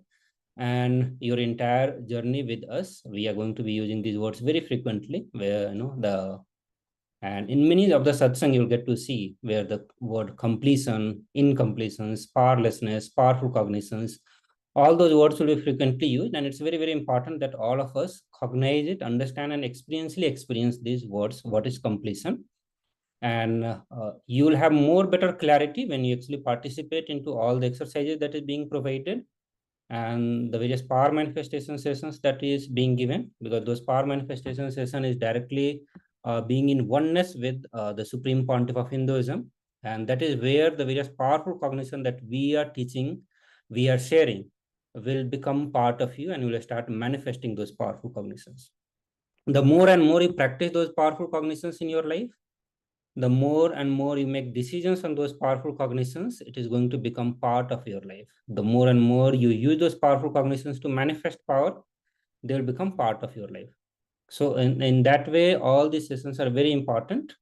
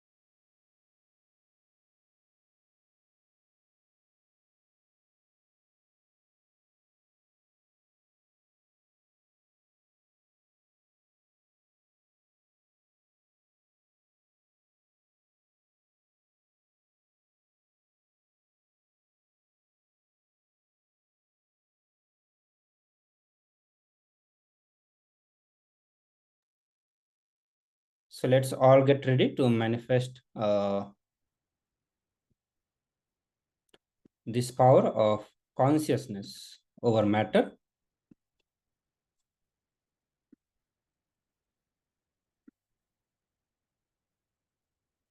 So all of you, please sit straight. Keep your head, neck, and spine straight. Understand the power manifestation is directly being in oneness with the Supreme Pontiff of Hinduism. It's a space where your Kundalini awakening is going to be intense. And for that reason, we request all of you to sit straight. Visualize Paramashiva has come down at the Bhagavan Nithyananda Paramashivam from KAILASA. Remember Paramashiva in your third eye. So keep the coconut in your hand. So if you have been able to successfully manifest rolling coconut from your hand, you can try this time keeping on the ground.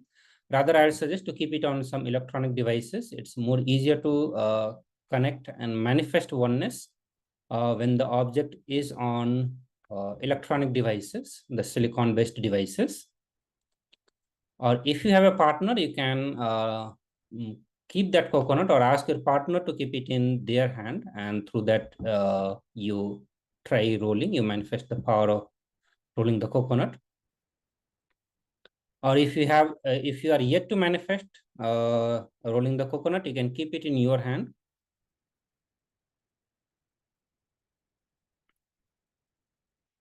Chant the Mahavakya.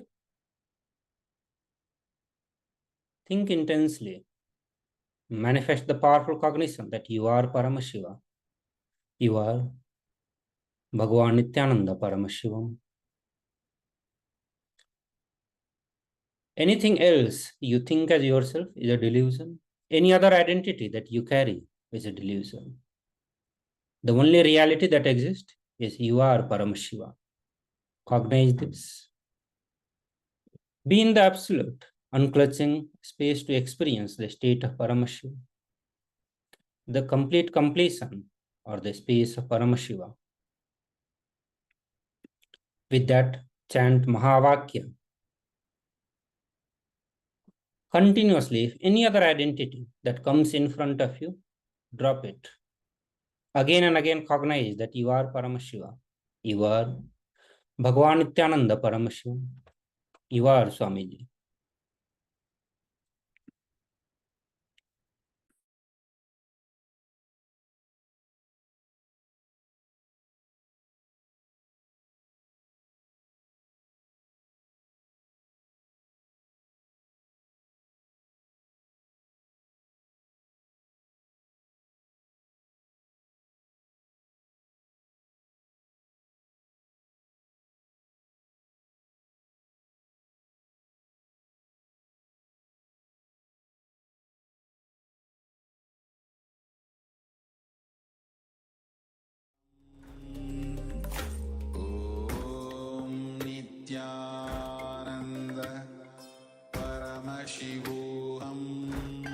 So I'm playing the Mahavakya. Continue to chant Mahavakya.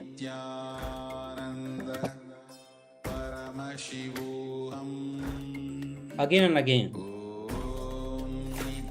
Always cognize that you are Paramashiva. Any other identity is a delusion. Whatever comes to you, which is not Paramashiva, is a delusion. Drop it. That is the science of manifesting oneness. That is the science of manifesting powers. All the powers are manifested from the space of oneness. You don't need anything else to manifest any of these powers, just the space of oneness. You cognizing that you are Paramashiva, you cognizing that you are Bhagavan Nithyananda Paramashiva is more than enough to manifest any of the powers. Everything else that is being taught is a support being provided to you, the various completions, just to drop the various identity that you carry. Whether it's the science of completion, the various the samskara dahana kriya, or any other meditation technique that we are going to be teaching you, it's all to manifest this cognition that you are Paramashiva. Anything else? We do carry various forms of identity, and that's how we have grown up. Whatever we gain in our life, it's always like building identity. I'm this, I'm that, and that's what whole life we have been working to gather more and more identity, to add more and more identity in our life.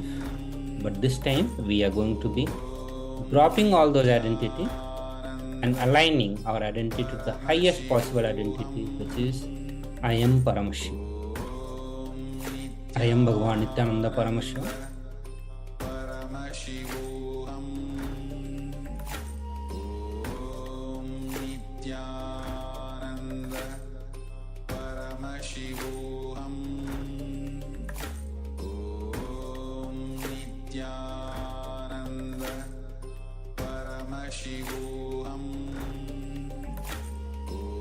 So please do share your experiences of power manifestation. Before we move to the next segment, I would like to know how many of you have been able to manifest the power, and how many of you are yet to manifest the power, and what actually you are facing as a problem. So while you are manifesting the powers, understand this is a time when you sit in oneness, when you declare your oneness with Paramashiva, with Swamiji. That is the time the various powerless cognitions and the various other identity, the various identity which is not Paramashiva, will be continuously revealed to you by Swamiji. So understand, it's a very, very powerful technique. So anything that you go through during the power manifestation is a conscious happening that is happening there. So pay attention to that. If you are facing any form of incompletion, be sure that we need to do completion with those incompletions, inadequate cognitions. If you are going through any kind of emotions, do complete with all of them, because that is what Swamiji is showing to you, that you need to drop those identities, you need to drop those powerless cognitions. The more and more you drop, the more and more oneness you are going to be experiencing, the more and more power manifestation is going to be happening. And with each of the power manifestation that you do, the cognition that you are Paramashiva gets strengthened in you. The more and more power you manifest, the various powerless cognitions that is sitting inside you, they get weakened, they get completed, and you reach more closer to the Paramashiva.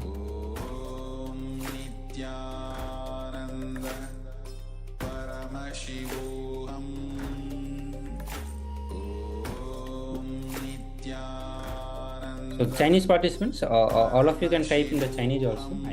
I'll just use the translator.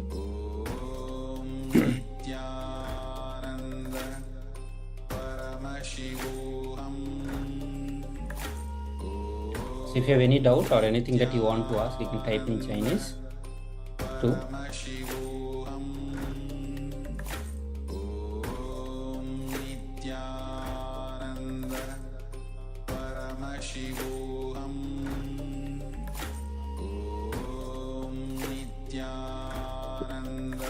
Okay, so if everyone is done, I request all of you to relax now. Please open your eyes and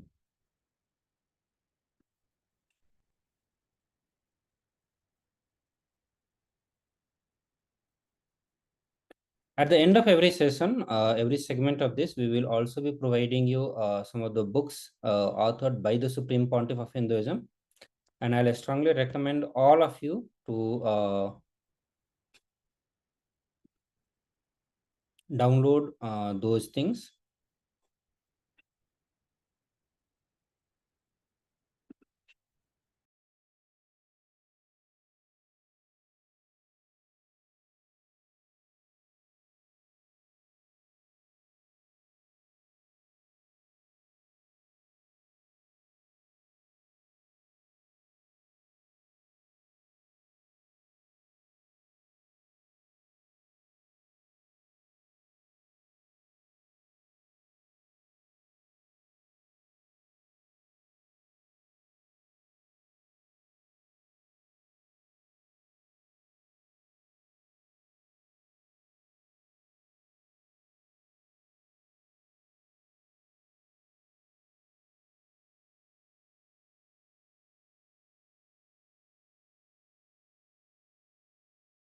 we have okay, so Srinitya Lingo Bhavan is saying that it takes time, it moves slightly.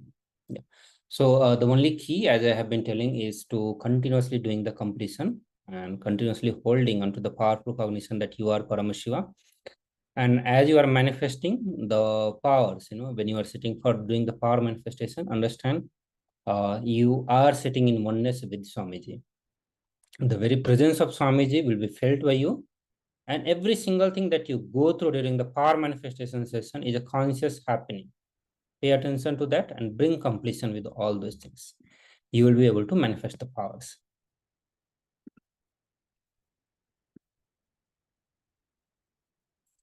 Ma Lalita is saying, I tried the lemon in the floor because in my hand it is always easy. This time lemon didn't move, but I felt a lot my crown chakra. Yeah, great. Yes. When we do in our hand, it's very easy to manifest oneness with ourselves because it's part of our own body. And the moment you involved a third party, let's say you are doing doing power manifestation, and your partner is holding the object, or when you are keeping the object on the ground, yeah, it may take some more effort for you to manifest oneness with that. But be very sure. It's continuously working. You just need to bring more and more what do you call the persistence. You just need see in any of the power manifestation, you just need to learn to sit with it. It has to manifest, and it manifests.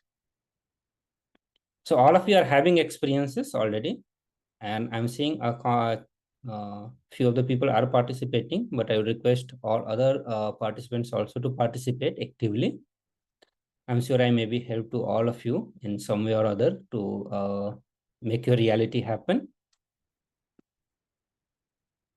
Ma Lalita, actually, you can start with, you can keep the lemon on one of the electronic devices. You can keep it on mobile or laptop or tab if you are using. So start with some electronic devices, keep it on that. And then in the next step, once you're able to manifest there, you go to the, you keep the lemon or any of the object on the ground. Yeah. So saying I still feel the vibration in the crown. Great. Yeah, there are the various experiences of oneness with Swamiji. Whenever you are experiencing oneness with Swamiji, whenever you are doing the power manifestation, it will be expressing itself into various different forms. Great. Okay, so shall we move to the next segment? Next segment, we are going to be again, as the theme for today is power manifestation, the manifesting your reality. So we are going to be looking into the various aspects of Jnana that Supreme Pontiff of Hinduism has revealed, the various powerful cognitions, which is needed and which is required for you to manifest the powers.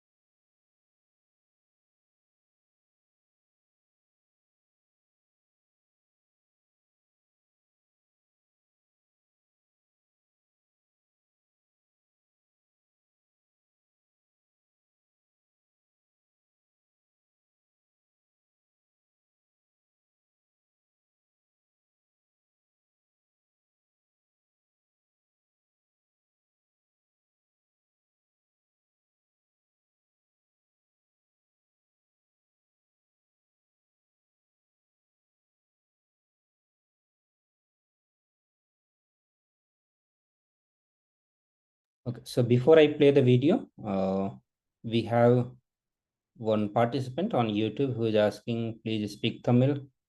I'm sorry, we do not have, right now we do not have the Tamil translation available for this program, but our English will be very simple. I hope you'll be able to understand and catch the various messages that we want to convey, we want to share from the teachings of Supreme Pontiff of Hinduism. And since you are watching on YouTube, you can join us on the Zoom also, and on the YouTube also there are various Tamil discourses on the science of manifesting your reality. You can watch all those things also. So now we'll be playing another video.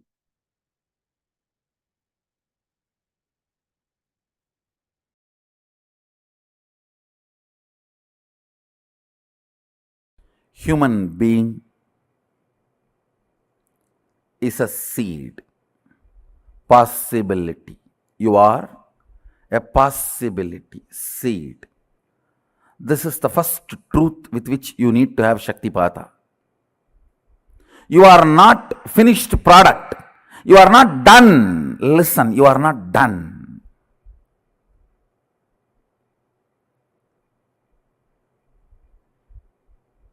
The moment you come to the idea, you are done. I tell you, you are done. You are not done. It is unfortunate nowadays, even teenage kids feel they are done. It's really unfortunate.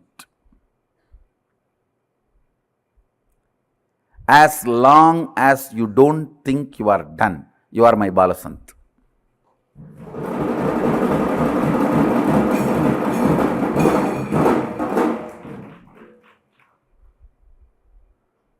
You are a seed. Understand? This is too important idea, truth. You need to imbibe. You are a great possibility.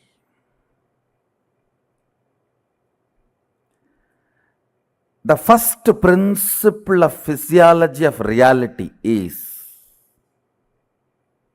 whatever is perceived by you as reality is a great possibility. It is not conclusion. If you think you have a disease, your reality is poverty, it is not conclusion. Understand? It is not conclusion.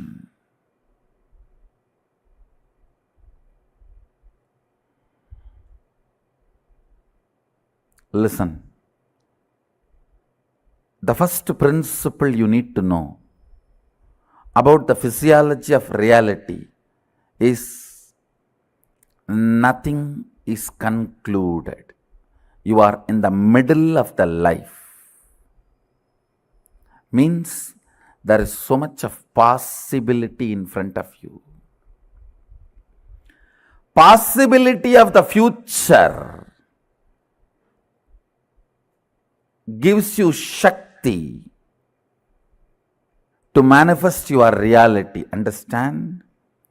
Possibility of the future, possibility of life gives you the inspiration even to manifest your reality. Please understand. All of us, as long as we can breathe, we carry the possibility to manifest our reality. People ask me, then why people are not manifesting? Why everyone is not manifesting? Understand, nobody wants to. Everyone has come to the conclusion they are now end product QC passed over, already packed.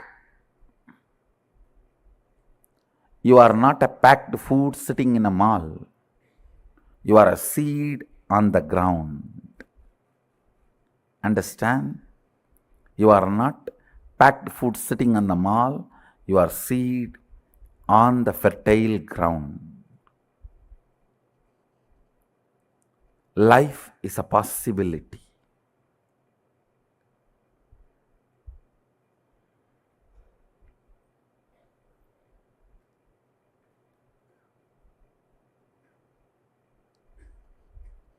All the ideas which comes inside you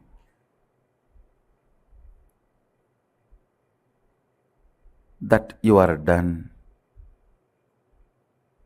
nothing can be done, it is all over, all that need to be completed. You need to have Shaktipada with this first principle. life is a possibility. Great possibility.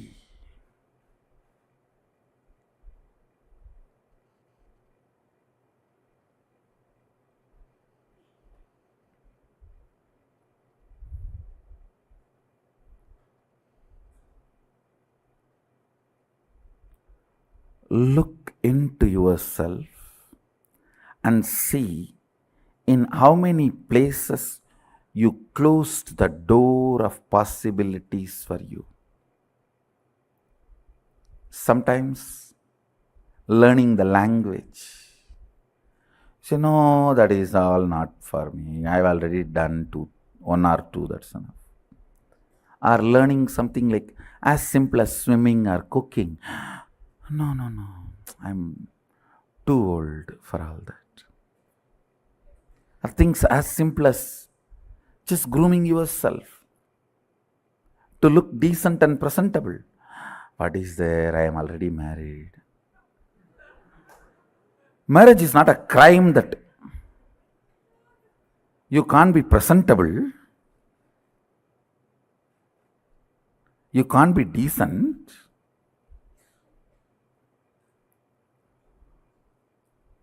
Now in India you can hear this very commonly. I'm already married. What is there to groom? The second statement. Listen to the second statement. All impossibilities you perceive as your patterns, restrictive thought currents, destructive concepts, the patterns you carry, the samskaras you carry, thought currents you cherish, which are restrictive, destructive,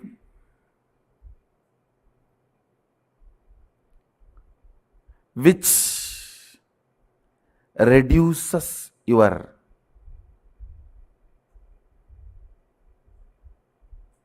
power manifestation. All of them are dead. Please listen. Listen to the second statement. I'll give you an example. If you think, I want to get up in the morning and do yoga and build my body, but my laziness, you see, morning, any alarm cannot wake me up. If you think you have that lazy pattern, which is restricting your possibility, or that boredom, I really want to learn French, but you see, I am tired and bored. I don't know when I will open the book and when I want to learn. I really want to learn English, but I cannot stand reading one statement and one sentence. If you think all these patterns are torturing you, listen carefully. The good news is all your patterns are dead. But the person who needs to break the patterns will is alive.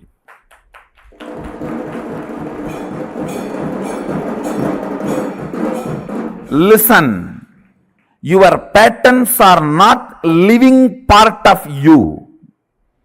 They do not live, means they do not exist. You are a living mechanism. They are not part of the living mechanism, which is you. Listen carefully. You and your patterns are not living organism in sync with each other. The good news is all your patterns. The patterns stops you learning, stops you doing yoga, or stops you manifesting powers. That is the best news. All your toxification, toxic mental setup, corrosion, erosion of your third eye, everything The good news is they are all dead. They do not have life. Understand? Shaktipada need to happen with the second truth.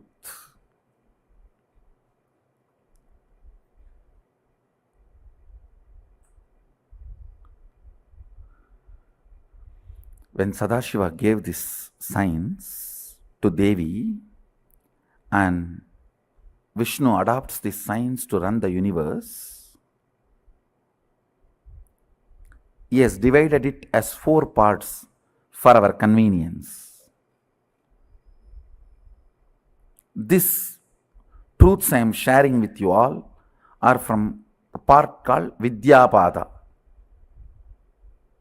Listen to this principle very carefully. It can liberate you once for all from tons of the internal and intra confusions and conflicts with which you are stuck.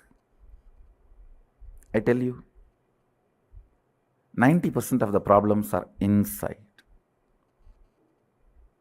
The remaining 10% does not exist. Same way, as long as you perceive problem, it's a problem inside.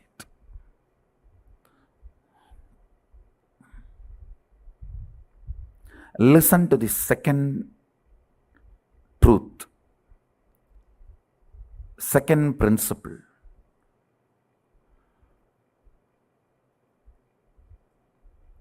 Everything you think stops you, whether your physiology, mind, life. I have seen people coming and telling me, I always want to be loving Swamiji, but the moment I see that fellow, I just burst. Mess up the whole thing, only then I even remember I wanted to be very loving.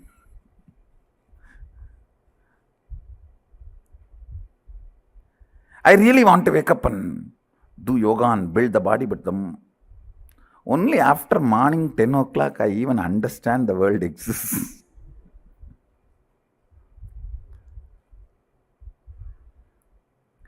I really do not want to drink, but I don't know what happens. The moment it is weekend, Friday evening, I already discover myself I am in the bar.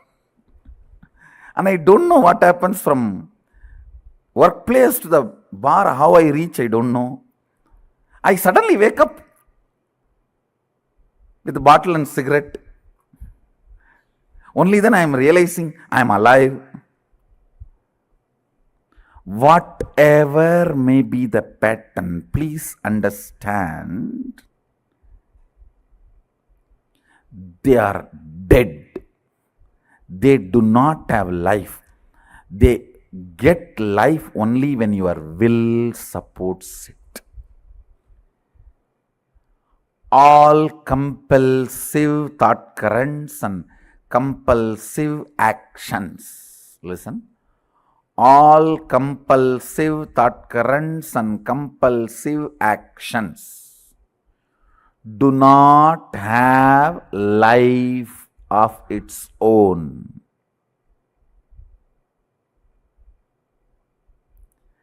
Every day you give life to it, believing the patterns have its own life. No.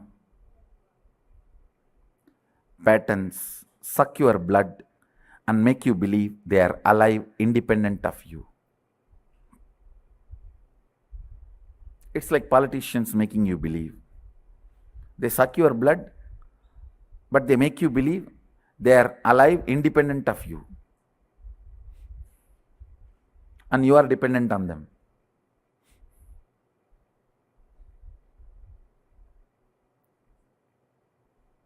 No way, nowhere.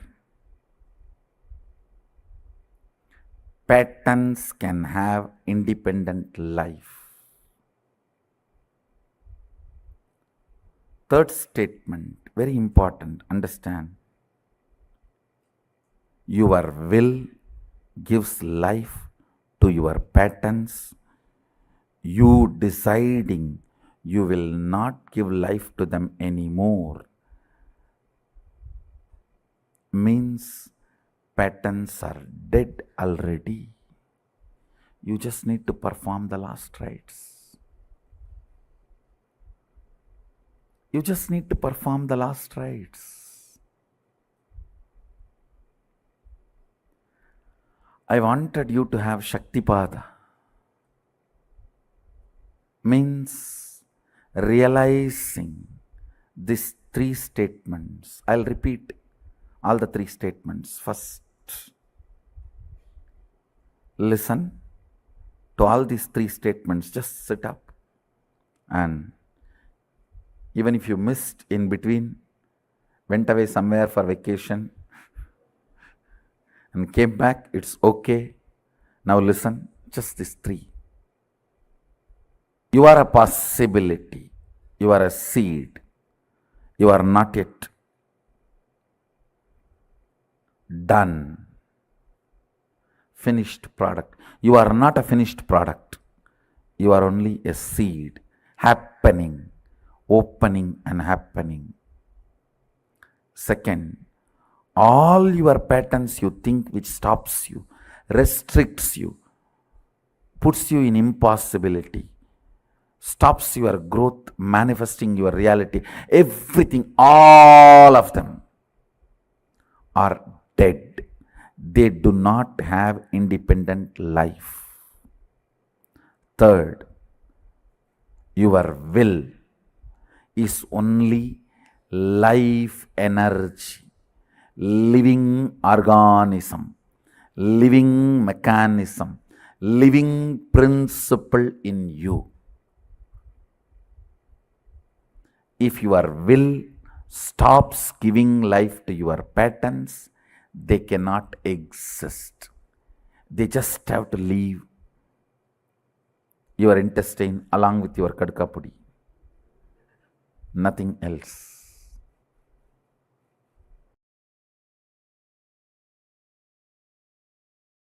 Now, I wanted these first three principles to be internalized in all of us. Listen, I'll repeat again. The first principle, you are a possibility. You are a seed. You are not finished product. You are not yet finished. That's a good news. You are not finished yet. That's a good news. Any idea, concept, pattern which is stopping you internalizing it. If you have few minutes, pen down. Listen carefully. See, when I say you are not a finished product, I mean, in your health, what do you want to become? You can become. It's not that your body is sealed, that nothing can be done anymore. You can't change the shape, size, or strength, power, energy. There's nothing like you can't change all of them. It's all over. No.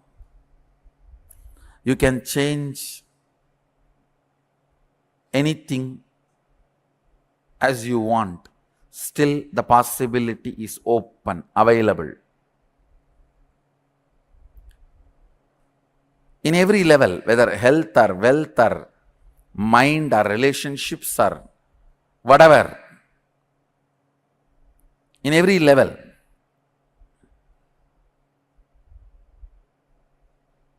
how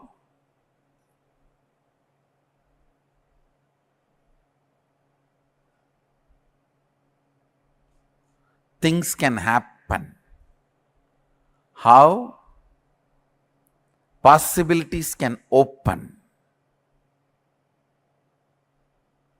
If you have any idea, pattern that it is not possible, pen them down.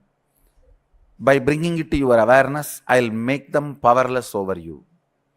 I'll remove them from your inner space, from your cognition, from your depth. Second, the impossibilities you carry. Listen carefully. The patterns which restrict you. Oh, this is not possible, that is not possible, my wife will not allow, my boss will not allow, and the society is not going to allow. So many impossibilities you carry. The patterns you carry. My own laziness will not allow, my own energy is not that capable, or my thinking is not that capable, I am not that intelligent. All the stupidity you carry.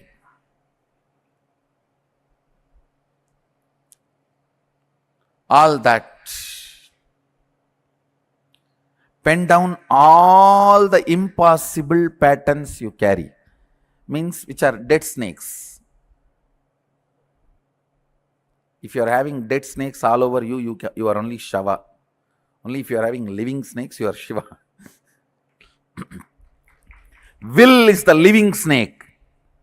All the patterns are dead snakes. So all the dead snakes you are carrying, pen them down.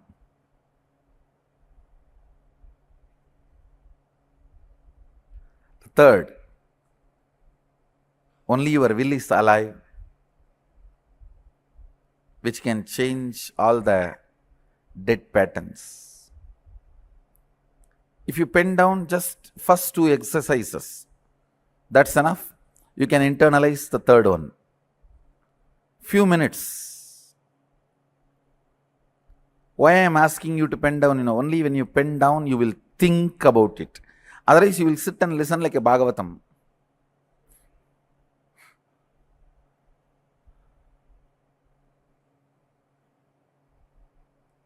I want you to think, look into these ideas, try to internalize.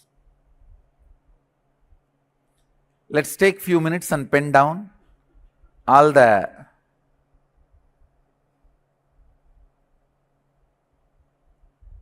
patterns. We also have around 100 and more than 100 cities participating from 60 countries, the whole program live. 115 cities.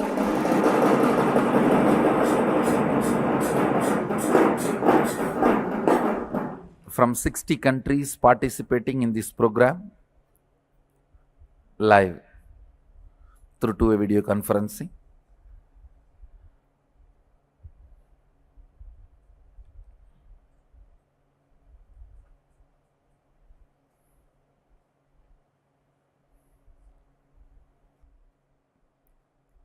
Headache, curing your stomach, healing your stomach pain are as difficult as you think.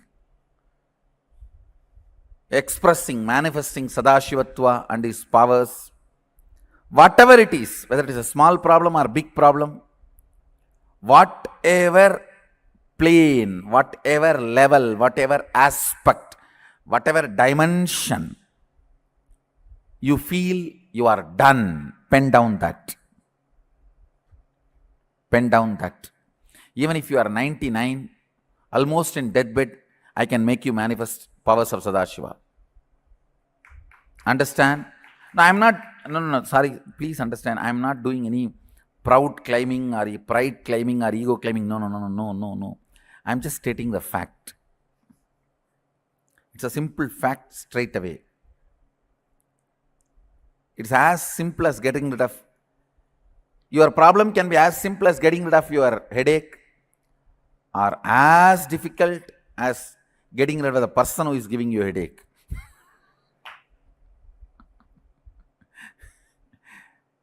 Whatever, the moment you feel you are done, it's not possible, pen down that. And then the patterns you feel most difficult are torturing you, your impossibility. Spend down all of that.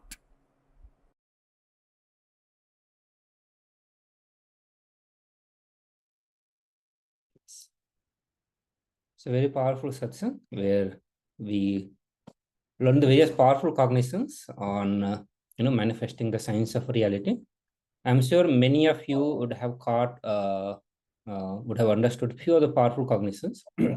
So in this specific satsang, Swamiji reveals about the various powerful cognitions. Three he specifically he's emphasizing again and again. And I would like to know which are the powerful cognitions you caught it resonated with you. There are various powerful cognitions throughout the video that Supreme Pontiff of Hinduism explained.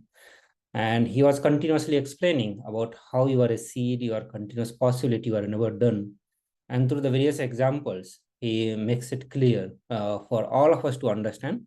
I'm sure certain parts of things would have clicked with you, and I would like to know which are the powerful cognitions actually clicked with you. What all you understood. I'd like all of you to share with us in the chat. Obviously, we are going to be doing the assignments which Supreme Pontiff of Hinduism was asking all of us to do, all of us to write down. So I'm going to be again emphasizing all those points or bringing all those points again and asking all of you to write down. But along with that, I would like also to know what all understanding, what all the powerful cognitions you understood. This is one of the very powerful satsang and one of my favorite satsangs out of many satsangs that Supreme Pontiff of Hinduism has delivered. This remains one of the powerful satsang as it gives a lot of powerful understanding and continuous inspiration, and the courage to, or rather than courage, I'll say the science on how to manifest our reality. How there are times again and again we get into some sort of impossibilities in our life. Now, there are various things, there are multiple things that we want to manifest in our life. And even though we do manifest many things in our life, again and again we get into this impossibility pattern idea that this I cannot manifest. Yeah, I did manifest a few things in my life, but I'm very sure that I cannot manifest these things in my life. And this way we keep getting into various impossibility. And this is where the satsang, where Supreme Pontiff of Hinduism again gives the inspiration, gives the powerful cognition that we are always a seed ready to manifest, a seed waiting to manifest. So we are not a finished product sitting in a mall, but rather we are a seed sitting in a fertile ground. That means it's always had the possibility to grow. It has always the possibility to open up. It has always the possibility to manifest what we want in our life. And there are various examples that Swamiji gives in the satsang on how, specifically like one of the example that Swamiji is taking, that many of the women, they think that once they are married, their life is over. They do not need to groom. They do not need to plan various things in their life. They feel that their life is over as soon as they are getting married. So similar way, many of us do carry certain patterns. Like we may have this idea that once I graduate from the school, once I graduate from the college, that's all. I cannot learn anymore. The time to learn is over now. And the moment we start cognizing in that way, it's really over. Never ever in our life will be able to learn anything. And this is where we need to bring completion with that so that we can continuously be learning.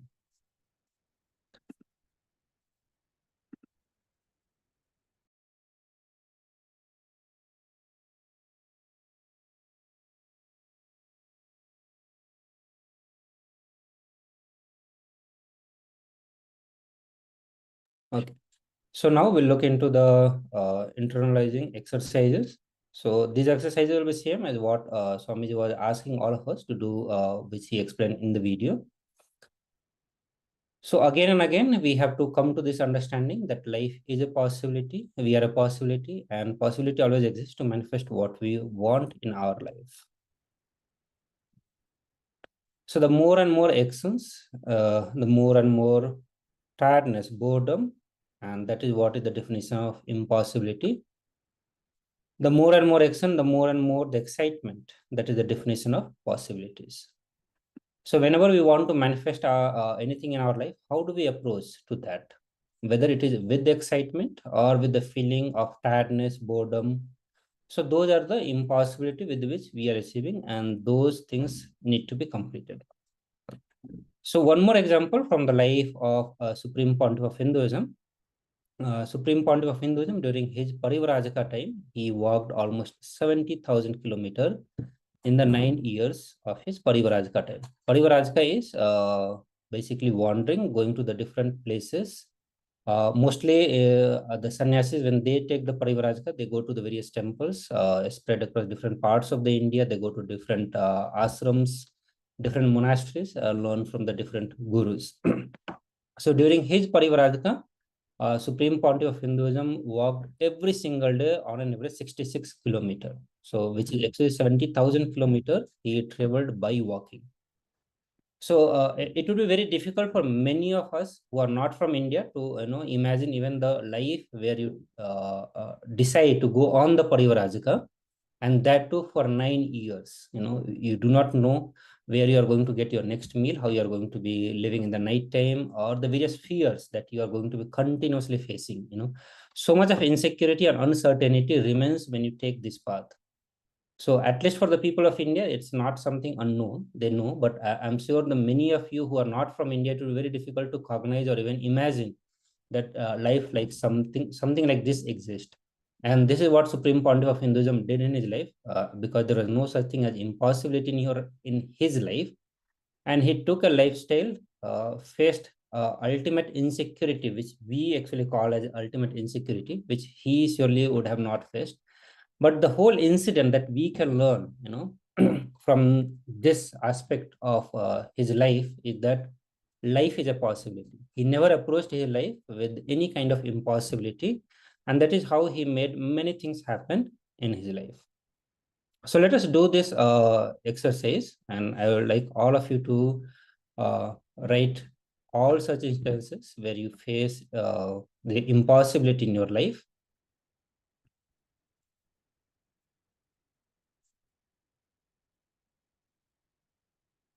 So you have to write down all the impossibilities that you face.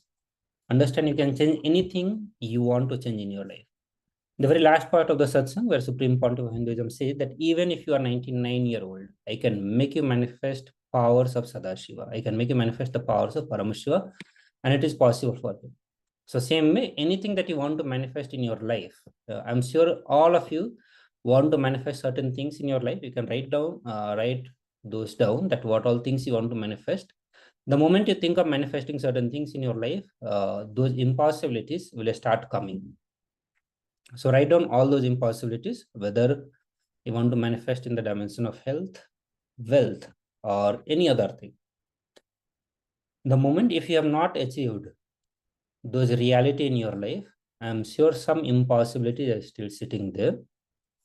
And this is what you need to bring completion with.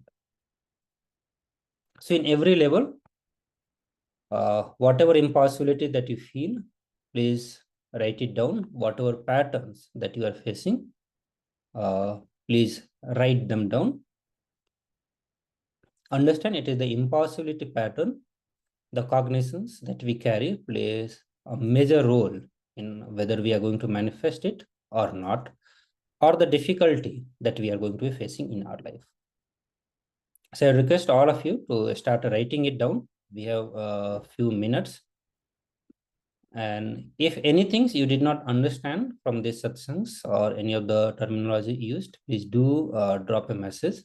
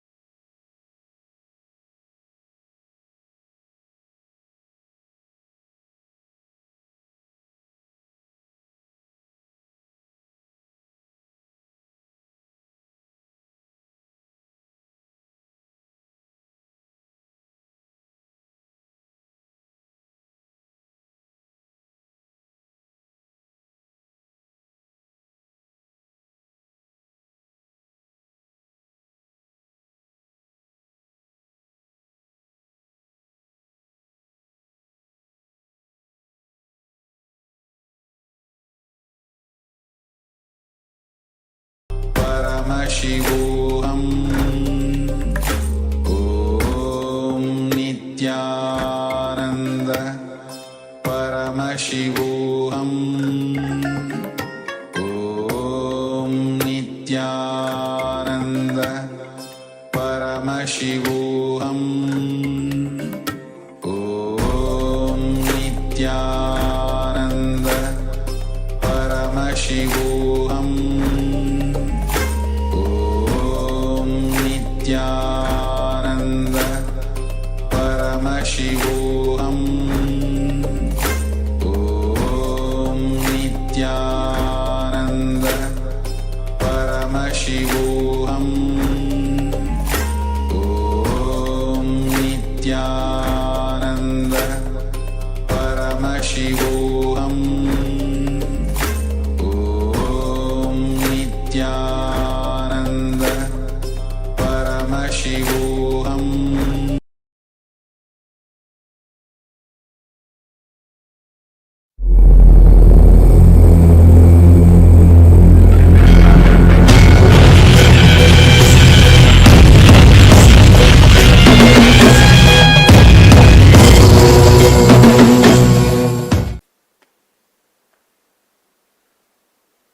Listen. From now, we will be starting the Shivoham process. Casting what you want as reality. We'll be doing in 2 steps. One, by expanding your own efficiency and energy. Second, awakening your Kundalini, where I am directly involved, where the mystical process is directly involved. The first thing, now with so much of completion, many of your future goal, idea about your life, your fear, your greed, what you want, all that would have changed. How many of you feel so many of that has changed? Your future plans, lot of things have changed. With this completion level and clarity, I want you to pen down what is your short-term goal, what you want to cause as reality in next 3 months, and long-term, next 3 years. Because I am going to prove to you what you pen down becomes reality. That is why I am asking you to pen down.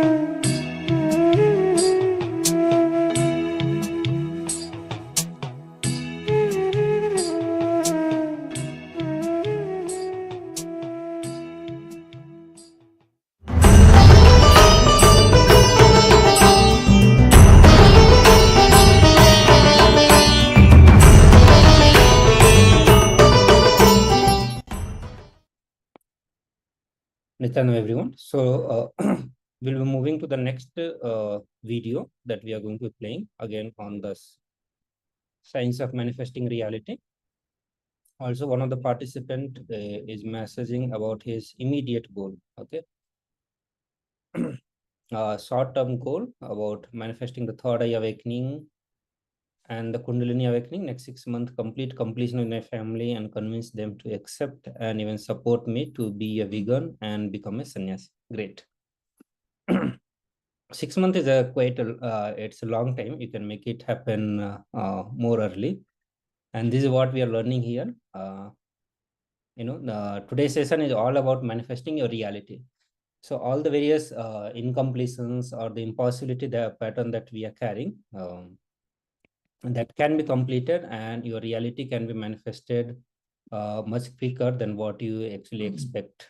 Okay, so the more and more completion you do, the more confidence you will have, the more powerful cognitions you will have to manifest your reality. And I'll move to the next video, and then again we'll have the next Acharya will be taking the sessions.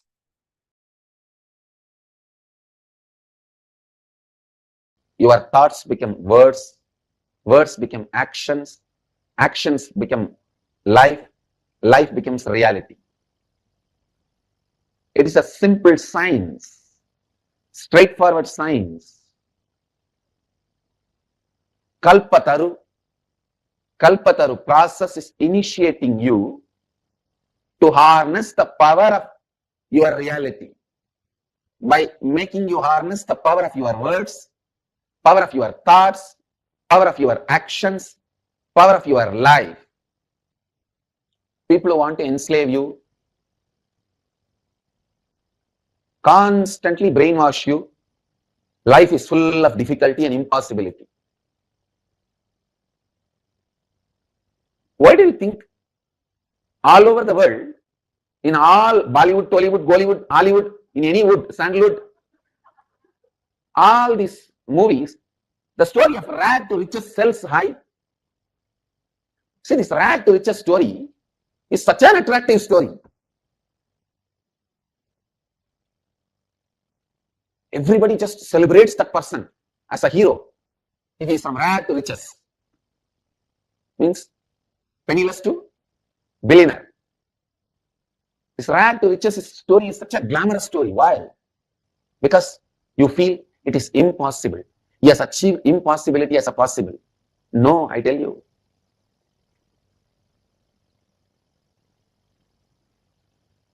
Nothing is impossible.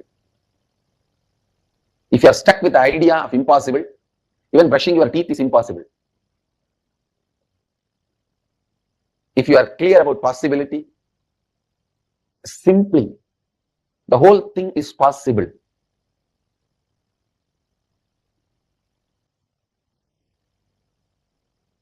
Whenever a Kundalini arises, understand? Kundalini is portrayed in Hindu tradition like a snake. The hiss of the Kundalini snake is possible.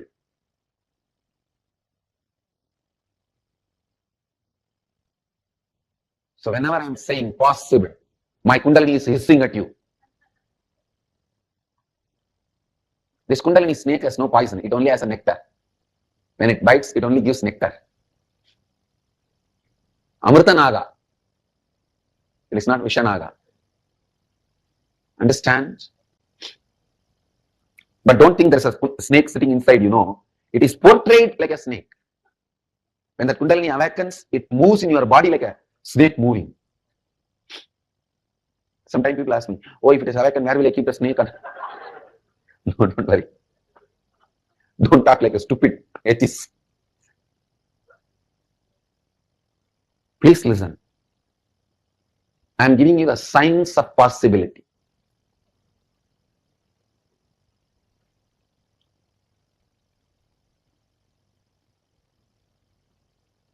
The first step, creating the space for what you want. It means, listen, during any Kalpataru process, take up only one desire to cause it as reality. Don't take up two. You will mess it up. Don't become greedy. Greed is nothing but powerlessness. You are afraid. Who knows? Second time it will happen or not? science of making what you want into reality. Just teaching somebody to fish may help him whole life, but immediately he will not have food. Just giving him fish, he will have immediately food, but whole life, what he will do? Both are off. I give you immediate food and teach you to fish. Listen. First, take up only one desire to make it into reality. Second instruction. Visualize that it has already happened. For example, if you are taking up a desire to become healthy, visualize, create a space, it has already happened. It is present. And all the doubt you have, no, how can it happen? How will I become healthy? All the doubts you have, all the denial you have, start completing with all that. When I say completing, when this kind of patterns, self-doubt and self-denial started in you, constantly doubting you and making you believe impossibility. When that pattern started, look into it and decide to relive and complete. Drop it. Decide to hold on to this new space you created as a reality for your life. Tell yourself with integrity, authenticity, responsibility, and enriching, I am aligning all my thoughts, actions, feeling, and life to this reality.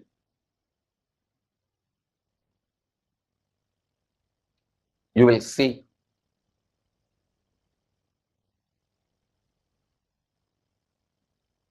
simply the space you created start opening itself, radiating itself, becoming reality in your life.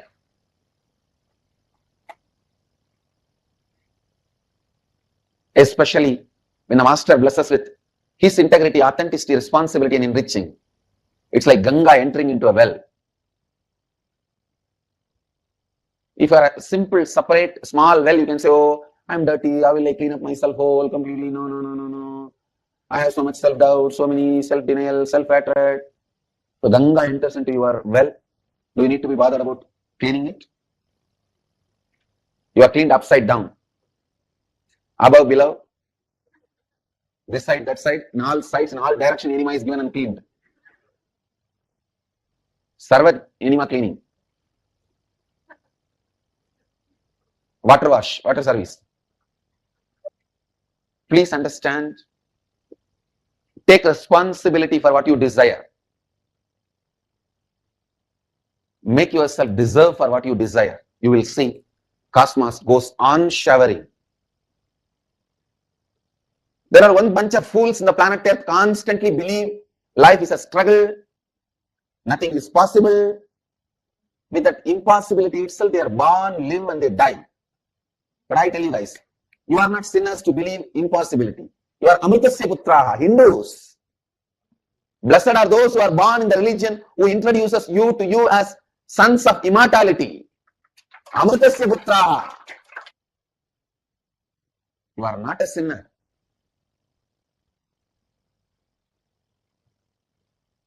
Shranvandu Vishwe Amritasya Putraha.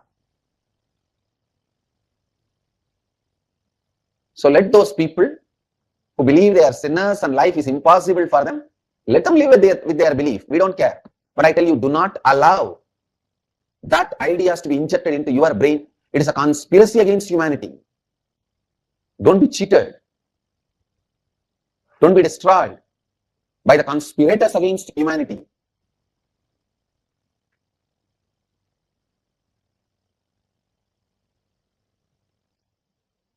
Blessed are you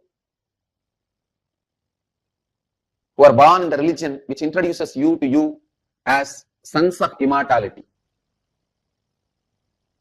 Whoever carries whatever belief, let them carry and let them live. But you don't need to be affected, abused by the wrong beliefs. So you understand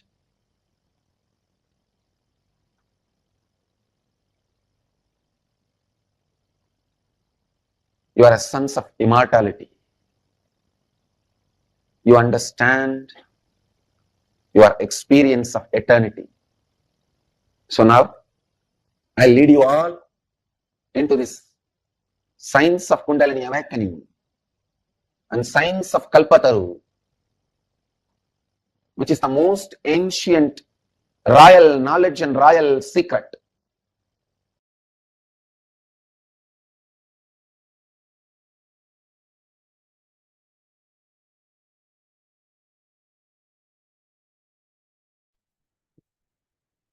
Nithyananda, all of you.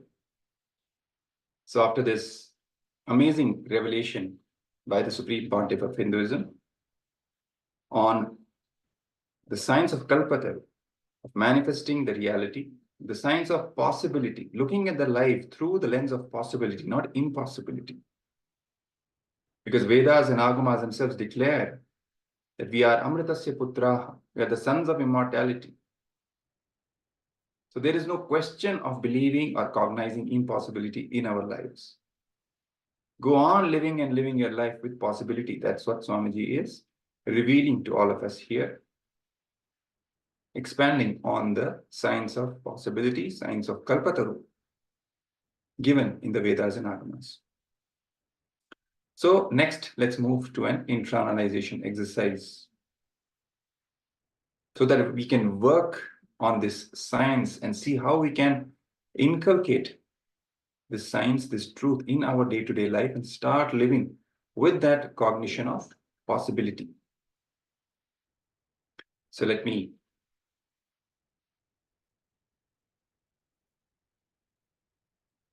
first revise some of the key concepts that we have learned so far. So what is the space of possibility? We have to use that to cause your life.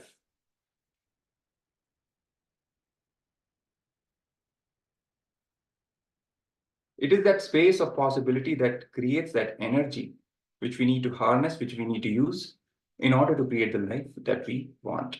That carrying that space of possibility in your heart is what Kalpataru really is. What does Kalpataru even mean? Literally, it means the wish-fulfilling tree, Kalpataru. And the real Kalpataru is not just a mere physical manifestation. Even though Vedas and Agamas declare that in the Swargaloka there is actually a Kalpataru present, but real Kalpataru, which we can use, which we can tap into, whatever plane of existence we live in, even here on planet Earth, is that space of possibility within us. If carrying that space of possibility, if we carry that space of possibility, we can manifest the reality that we wish to manifest here in our life. That space of possibility is what is known as Kalpataru. All of us carry the energy to make what we want as reality. That is what is life, possibility. And we have that energy, we carry that energy in us. What is life? The ability to make what we want as reality is life. Whether you want health, wealth, happy relationships, bliss, completion, anything, career, success, anything in the outer world or the inner world, you want to manifest power, you want to be enlightened, anything, whatever you want, causing that in your life, ability to cause that in your life is life. So whatever you desire, ability to cause that in your life, ability to make that into reality is what life really is.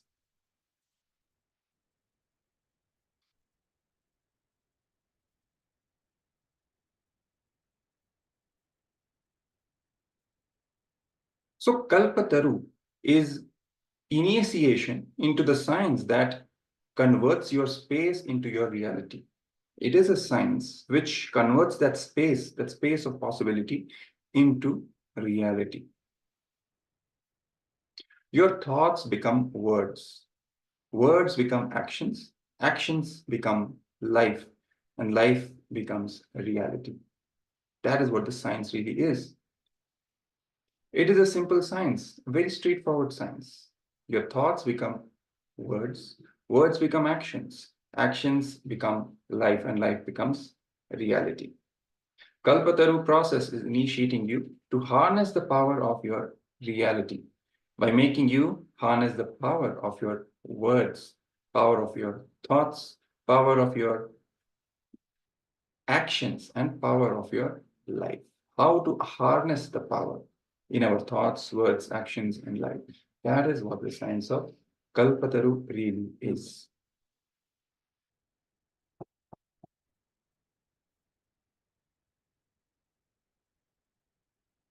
There's a small story which Swamiji is sharing in order for us to understand this science of Kalpataru. A man was traveling through a forest. He decided to rest under a tree, but he did not know that this tree is a Kalpataru, a wish-fulfilling tree.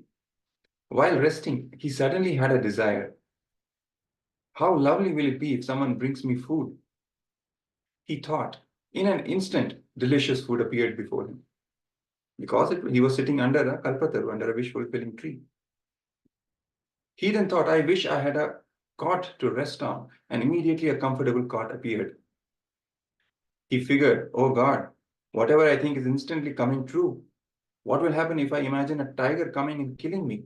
A tiger appeared and killed him. This is not just a story of some unknown man. That man is you. That man is me. We are all always under a Kalpataru.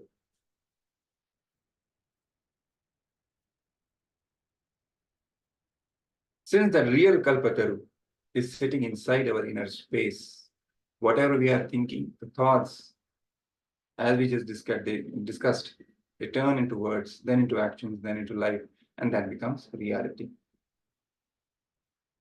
Whatever we think, the cosmos is working to make it happen. So whatever we are thinking, cosmos is continuously showering blessing, tathastu, tathastu. Let it be, so be it. So it matters what we are thinking. It matters what we are speaking. It matters what actions we are taking.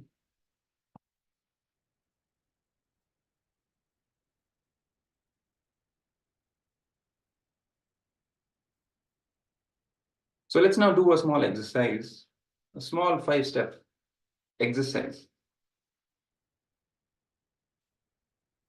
to understand the science of Kalpataru and how to make what we want into reality.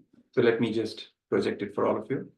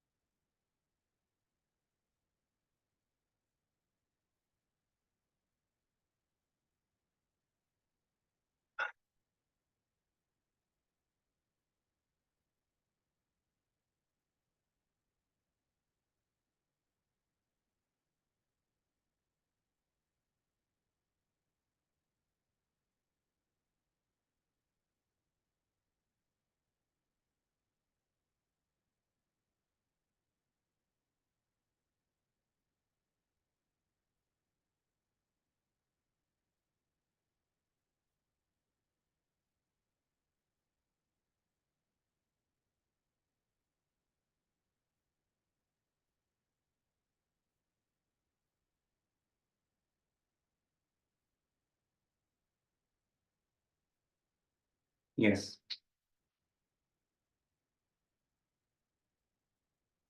So the instructions for this process are being currently projected on your screen. It's a simple 5-step algorithm. Steps 1 to 5, creating the space of possibility. So let's start with this exercise. First step, pen down one desire that you wish to achieve. Any desire. It can be in terms of health, wealth, relationships, anything, success, a job that you want to have a house, anything, or you want to have a relationship, anything. Pen down that one desire.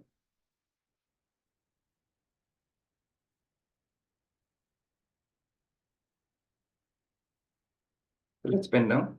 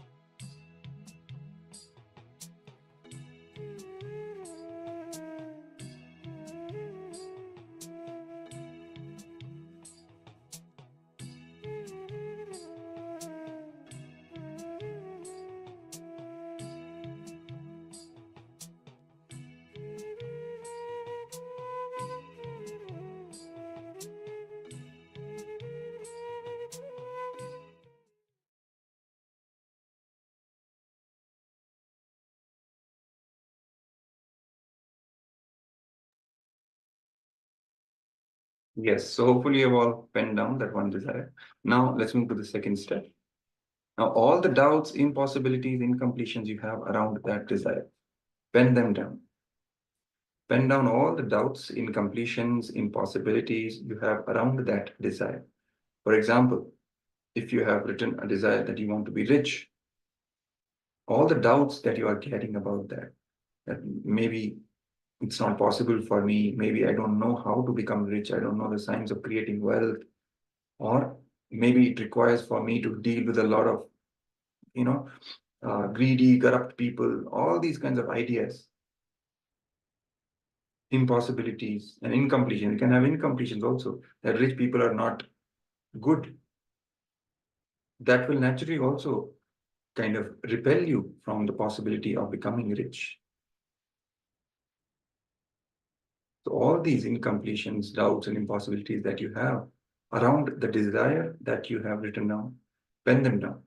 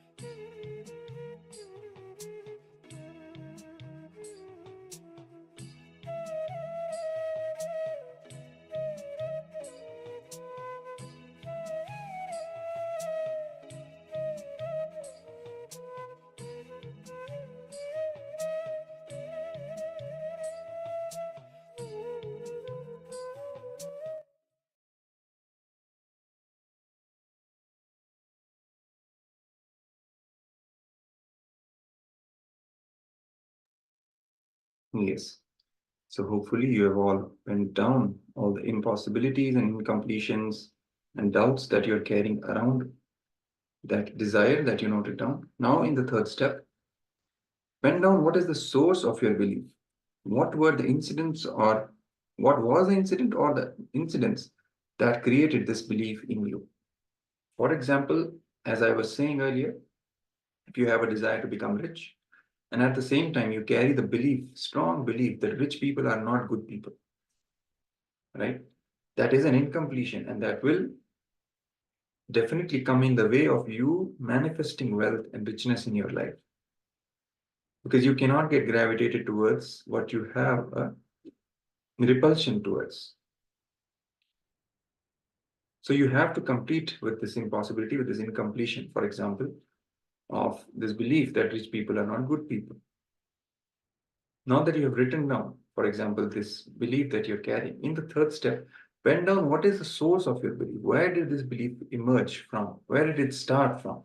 There must have been some incident that would have happened earlier in your life, or first impression that would have been created on your mind about rich people, for example. And this, I'm just taking this as an example. It may be this logic applies to anything that you've written, desire and the incompletions around it. So now pen down what is that incident which created that belief. It may be one incident or multiple incidents. So now in this step, you have to pen down that incident or those incidents which created those beliefs inside you. So let's begin this step now.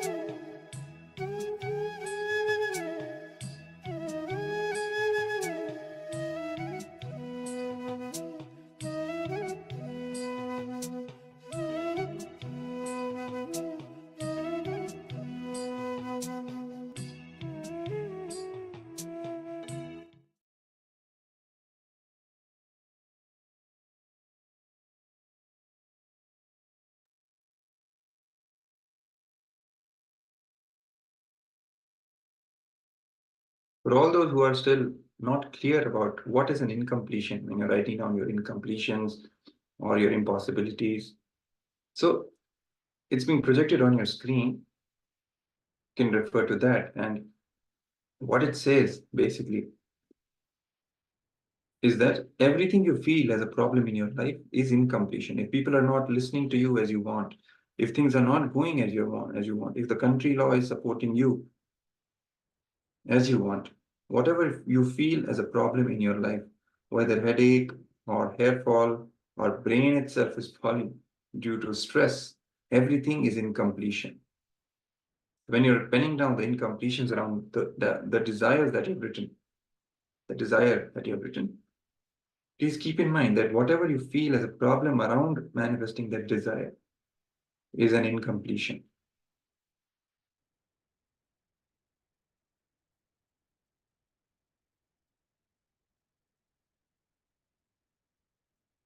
So please continue writing the source of the beliefs that you carry, the impossibilities and the incompletions.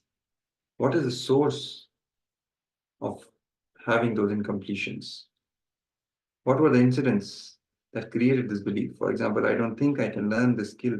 I'm not good at learning, or I'm not good enough. It happened in math class when I forgot the table of 5.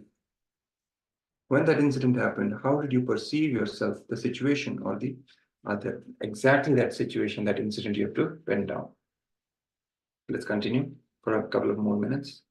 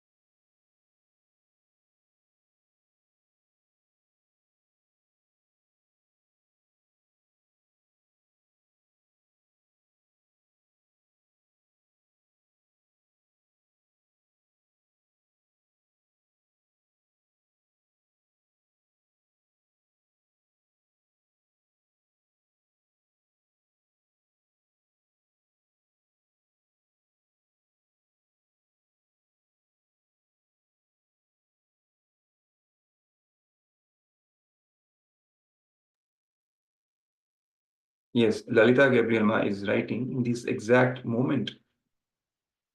I can't find the source, but I'm feeling all the stress, sensation, headache, etc. Try to go into this, the feelings, the sensations that you're having, Ma. Whenever you're remembering the desire that you want, if you're suddenly having the sensation of headache, of stress, definitely you're carrying some incompletion around that desire. Go into the source. Why is it happening? Where is it coming from? You cannot keep it at that. If you want to manifest the desire, if you want to manifest the life you want, you have to take a responsibility to complete with all the incompletions. Otherwise, the same circle will continue on repeating. So only when you take responsibility to do the exercises, to go through the completion process, then you will see how all these incompletions will simply melt down, and you will see your desire coming into reality. So whatever you're feeling, go into it. From where is this coming from? What is it exactly that the words that you're telling inside, which is creating this stress and everything? Once you figure out the words that you're uttering to yourself, then go to the source. Where did these words start from? Which incident? What happened? Maybe it would have happened early on in your childhood.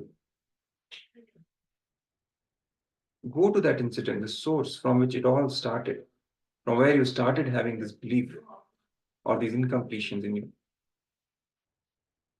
Only when you do this exercise and go to the root cause of the problems that you're having, only then completion will happen.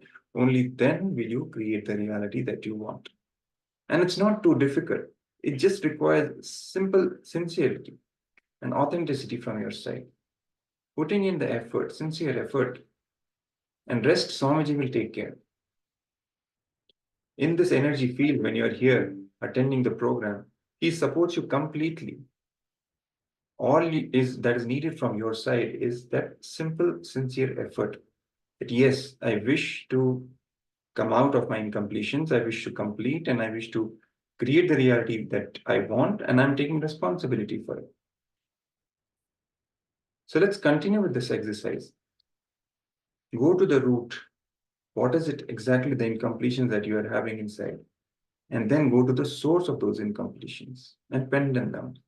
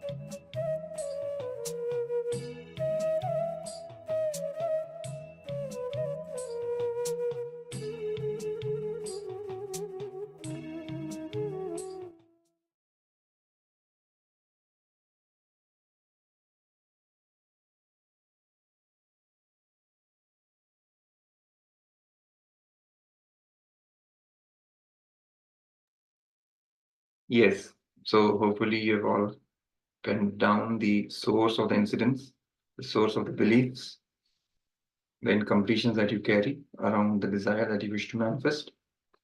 Let us now move to the next step. This is the step where you complete with all those incompletions. All the doubts, fears, impossibilities, incompletions that you wrote, now complete them and drop them. Completion is such a powerful process that awakens the innermost intelligence in you. Now, how you're going to complete is by reliving and relieving. Go to all these incidents one by one and relive the situation. Exactly go to that time, become that person who witnessed and who experienced that situation. And relive that entire incident fully and intensely. And you will see the entire effect of that incompletion that arose in that moment. It will just lose its power over you. So let's now begin this completion process. Let's do it sincerely and intensely. I'll repeat again, only when you take responsibility for completion, only then will you actually be able to manifest the reality that you want. So visit each of these situations and incidents that you wrote, which created those incompletions. relive those incidents intensely, and relieve all those incompletions and drop them. This is the completion process which we are going to do now. So let's begin. Let's all put our intensity and sincerity into this process. Any doubts if you have, please put it in the message in the chat window or in the comment section, and we'll be attending to it. Let's begin.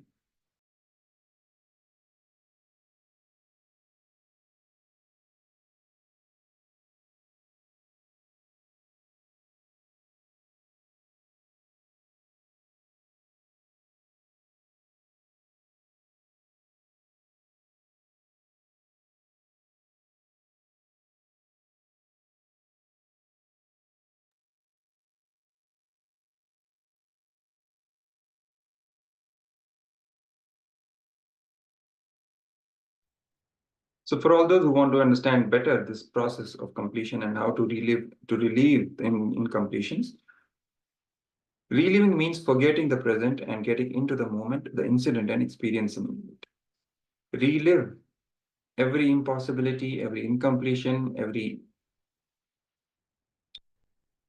incompletion basically, and every suffering, every suffocation which makes you feel you cannot manifest what you want.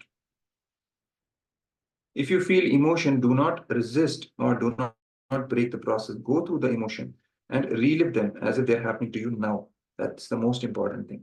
You have to go through everything, whatever emotional experience or mental experience it brings to you when you revisit that incident, when you start reliving it. Go through it completely. That is what reliving actually means. It's not remembering. You're not just trying to remember that incident. You are reliving that incident. So when you relive, go through everything that you are feeling, that you are thinking, what is happening in your body and mind. Go through it completely. Just relive them. Means means visualize and see again and again exactly as it happened.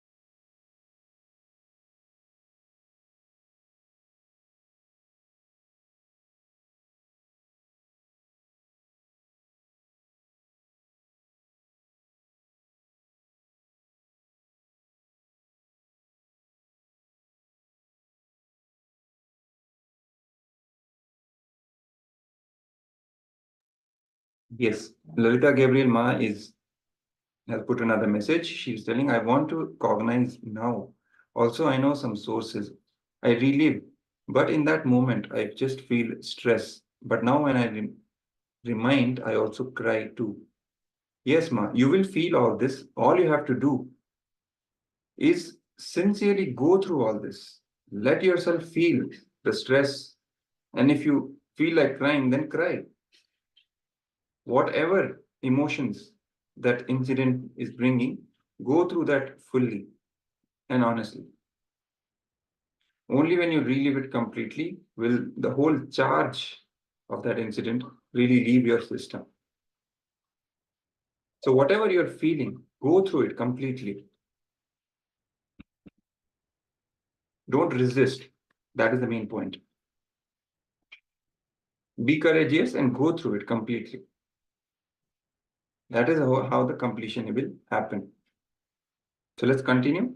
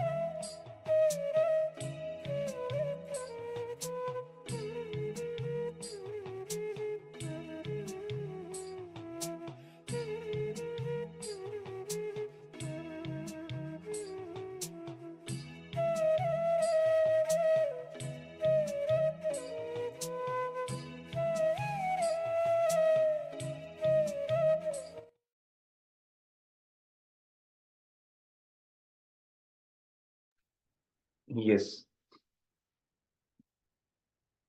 Hopefully, we have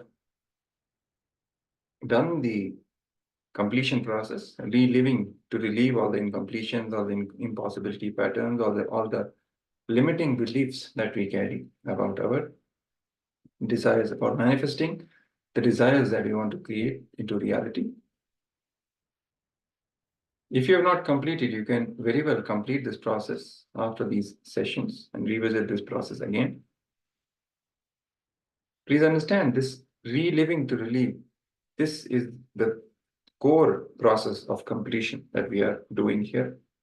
And the same technique applies to any sort of completion that you want with respect to anything, any incompletion. And throughout these days of Paramashivoham, we will see that this process, completion process, we will be applying in various dimensions of our life, be it health, be it wealth, be it relationships, anything about completing with our incompletions in our relationships with people in our life, anything. But the technique remains the same. Going to the source, the root of the incompletion, and reliving the entire source, the incident which created that belief or created that mental pattern. So now let's move to the fifth step of this process.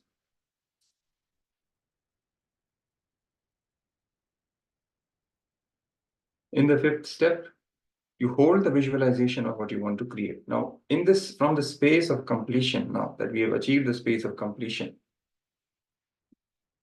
now we will hold the desire that we wish to create. For example, you want to create wealth in life, you will have so many fears, doubts, impossibilities about wealth. For example, I'm not good enough, I don't have enough training. Now, for the next few minutes, decide I am not going to allow those incompletions in me. Complete and drop them. Hold on to the space that you are already wealthy. Whatever wealth you want is there now with you, present. See, this is one of the most important things, how to hold the space of whatever we want to create. We don't hold the space that it will happen in our life in the future. No. Whatever we wish to create, whatever we wish to manifest, we hold the space as if it has happened already, and we are already living that reality. That is what is holding the space is meant. So, for example, in this case, now that you have created the space of completion, you hold the visualization of what you want to create. The first step, the desire that you wrote down. Hold on to the space that you are already achieved that desire. If it is wealth, that you are already wealthy and living that life of richness and wealth. Hold that space and start living from that. And declare that you are not going to allow any incompletion or any impossibility. The moment any impossibility arises in your inner space, complete and drop it. And again, continue to hold on to that space.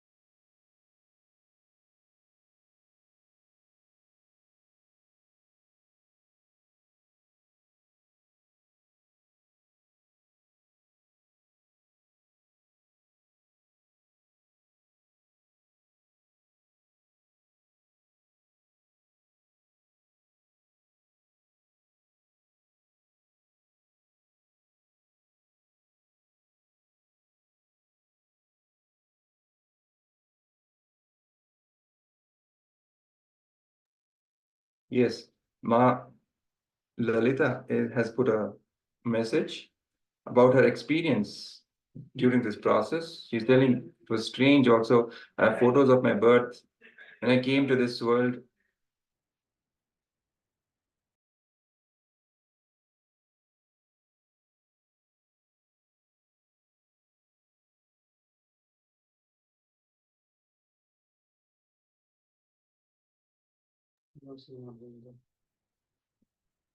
So I saw images of blood, some scatology. I felt a different energy, also some strange sensations in the stomach. My father was doctor. So surgery atmosphere was also a part of my life. That makes sense.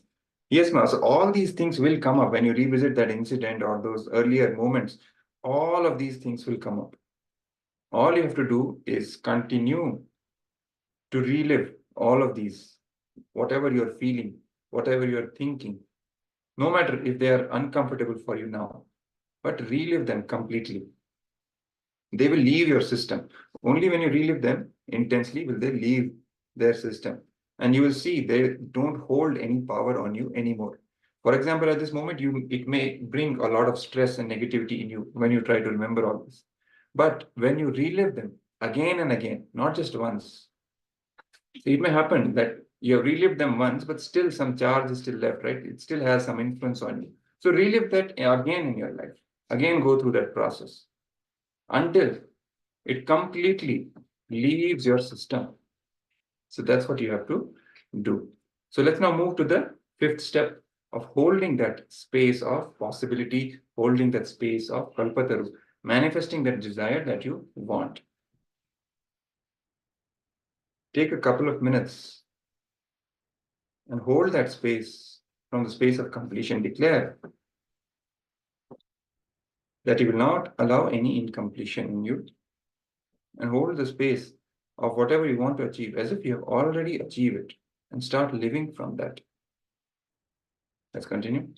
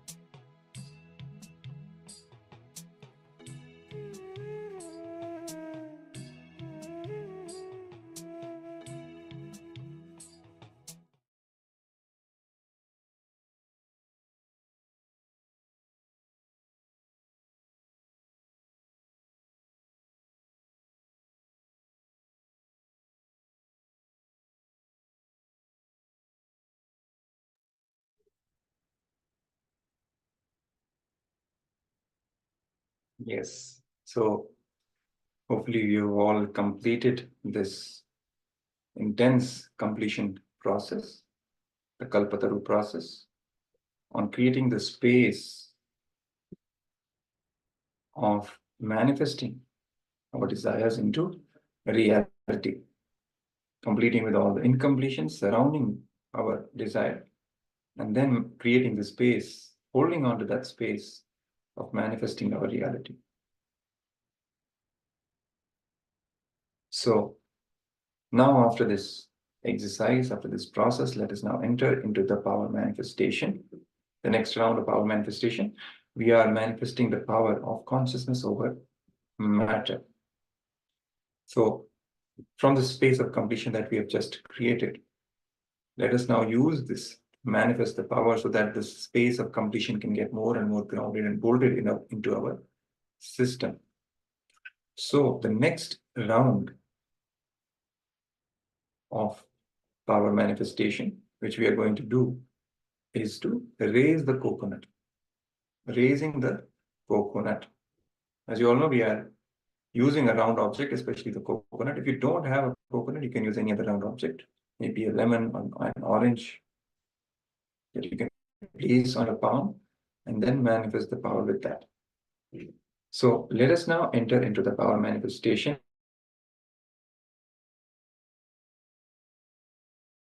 Power manifestation session.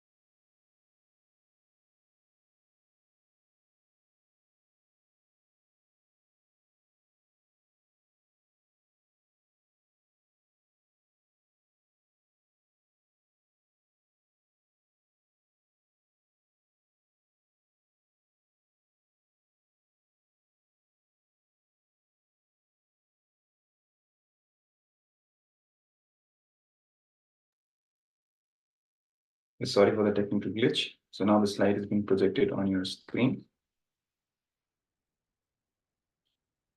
So in this round of power manifestation, we will be erasing the coconut that we will be placing on our palm. So we begin the power manifestation round with receiving the powerful cognitions from the Living Enlightenment book. So please open your Living Enlightenment book, remembering Swamiji in your inner space, and then opening the book in the random page, receiving the powerful cognition in that page. So let's take a minute or two and receive the powerful cognition from the Living Enlightenment book. And also, meanwhile, make sure you turn on the video recording so that you can record the power manifestation round that you'll be doing.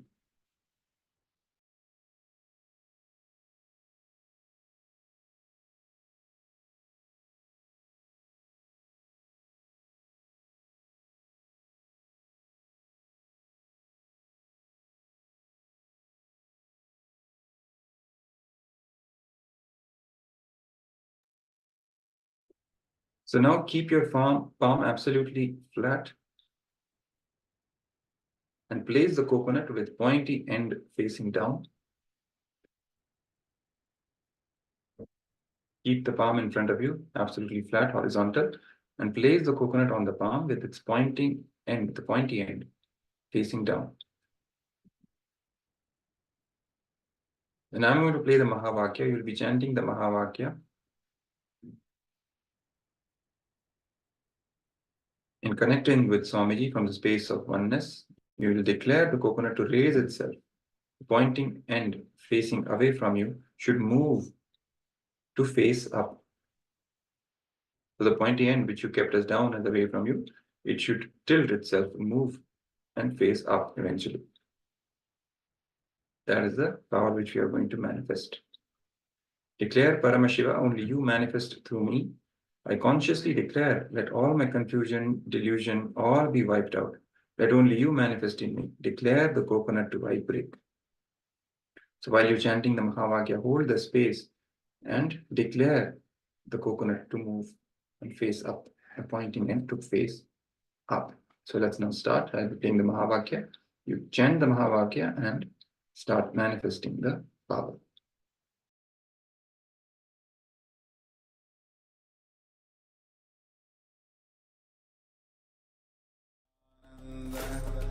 Paramashivoham Om Nithyananda Paramashivoham Om Nithyananda Paramashivoham Om Nithyananda Paramashivoham Nithyananda Paramashivoham Om Nithyananda Paramashivoham Om Nithyananda Paramashivoham Om Nithyananda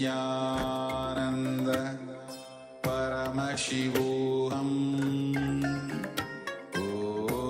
Om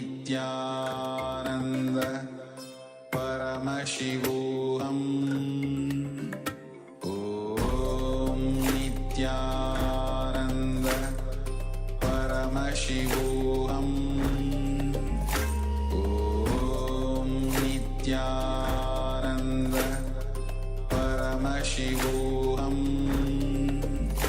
Om Nithyananda Paramashivoham Nithyananda Paramashivoham Om Nithyananda Paramashivoham Om Nithyananda Paramashivoham Om Nithyananda Paramashivoham Om Nithyananda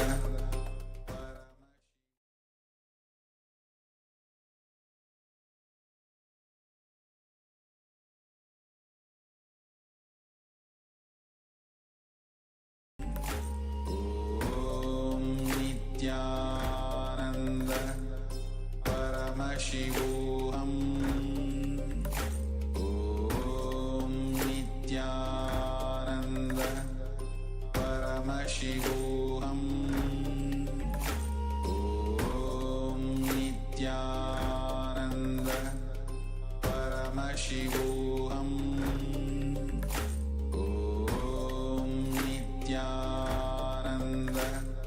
Paramashivoham Om Nithyananda Paramashivoham Om Nithyananda Paramashivoham Om Nithyananda Paramashivoham Om Nithyananda Paramashivoham Om Nithyananda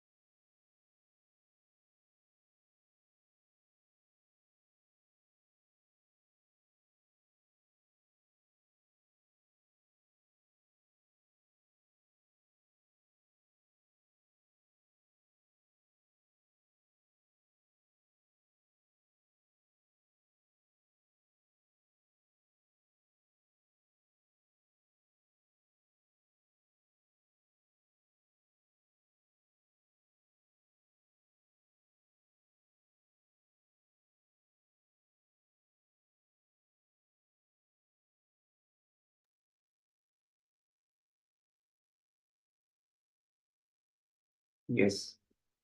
So, for all those who have successfully manifested the power, for all those, the coconut, on whose hands the coconut moved and faced upwards, congratulations for successfully manifesting the powers. Even if you felt a little bit of vibration, some sensation on your hand, this is a good start. And more you practice this power manifestation, more and more you get grounded into it and manifest it more and more. Because ultimately we are celebrating the oneness experience that Swamiji is giving us here. And it's only from that oneness space that we are manifesting this power as well. So let's now head on to the social media platforms and enrich other people. And you can upload the video that you have recorded and inspire more and more people also to join Paramashivoham.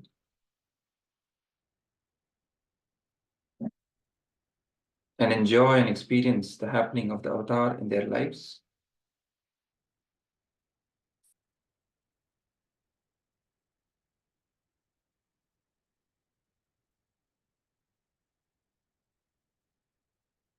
Yes. So many of you would have experienced that the space of completion that we created just a while ago, from that intense process, completion process that we did, you would have definitely felt much more strongly that the power was manifested. Because ultimately it is from that space of completion, of oneness, that the powers are manifesting. So more and more we practice completion, more and more powers we manifest. And it also goes the other way. More and more power manifestation that we do, more and more completion happens inside us. So it happens as a virtuous circle. So let's now move to the next segment of today's day of Paramashivoham Level 2. The next section is on the mirror neurons. What are mirror neurons? What is mirror neuron effect? And how it is relevant here to our day-to-day life and to improve the quality of our life and manifest the reality that we wish to create. So let's dive in to this section.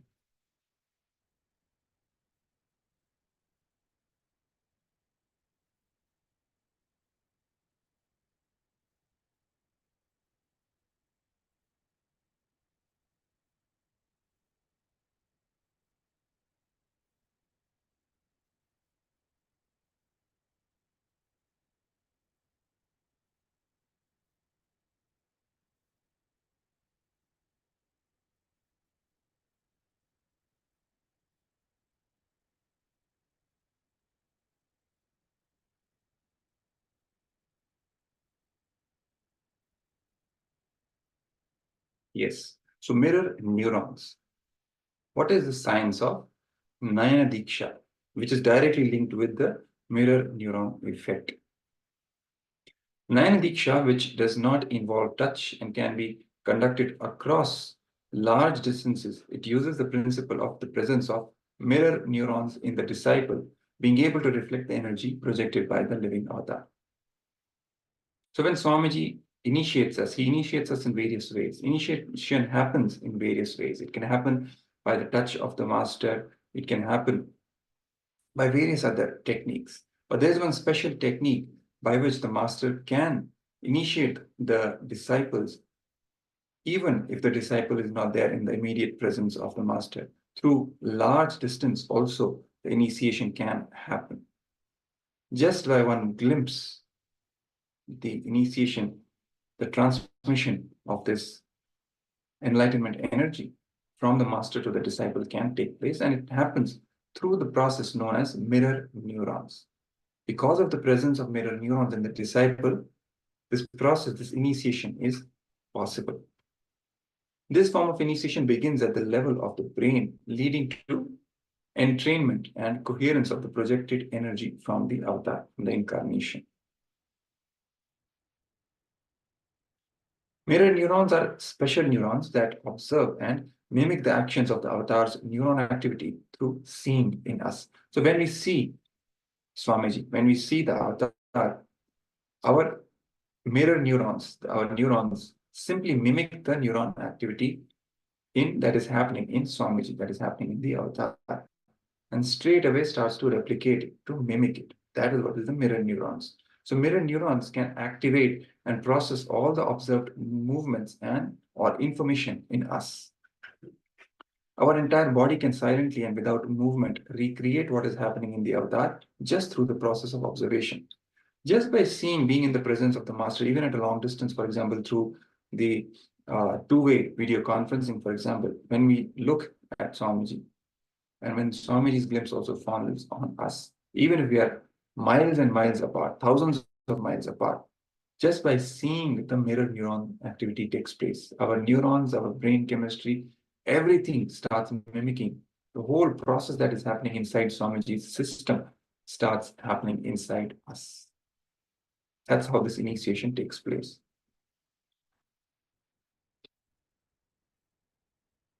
Imitation versus mirror neuron. So what is the difference between simply imitating someone and actually the mirror neuron effect taking place?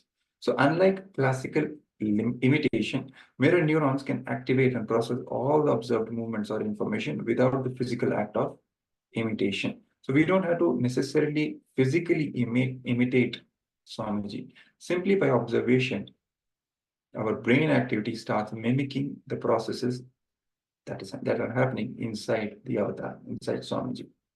Mirror neurons are the neurons that are responsible for making us personally experience something that we witness. When we are just witnessing Swamiji, we actually start personally experiencing what Swamiji is experiencing within. Our entire system starts mimicking what he is experiencing inside him. The state that he is in, the Turiya or Turiyatita, whatever state that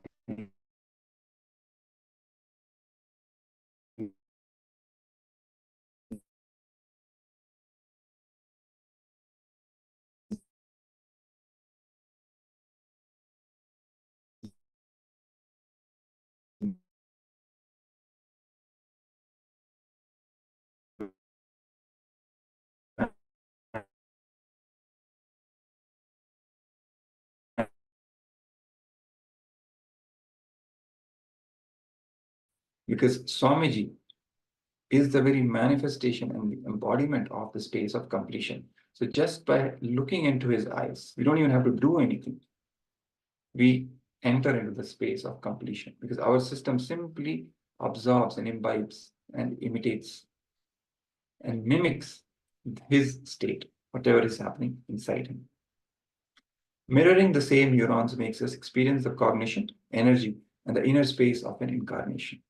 So what all we imbibe is the cognition, the energy, and the inner space of the incarnation, simply by the mirroring of the neuron activity.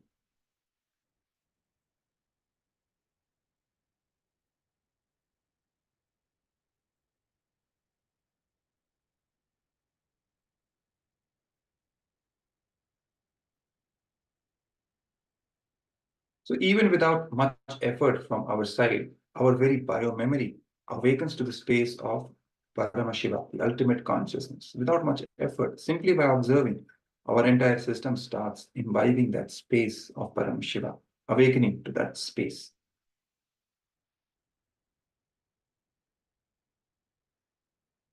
So let's now watch a small clip on this very process, on this very science of mirror neurons and how it actually works. So let's listen in.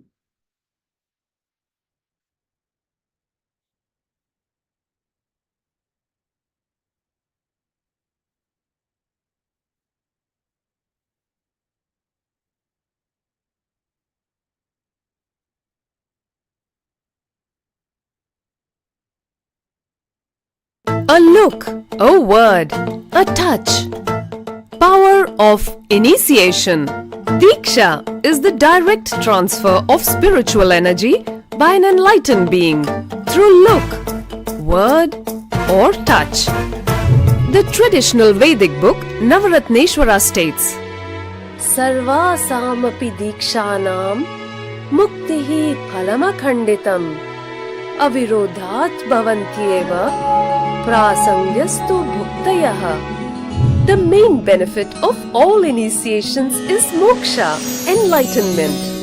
As a side effect, health, wealth, leadership and well-being happen. And in Rudrayamala Tantra, Shiva says, Devi diksha vihinasya na siddhihi na cha sadgatihi tasmat sarva prayatnena guruna dikshito bhavet. The one who is not initiated does not attain liberation nor a better future. So by all efforts, one should get initiated by Guru. What is the science of initiation?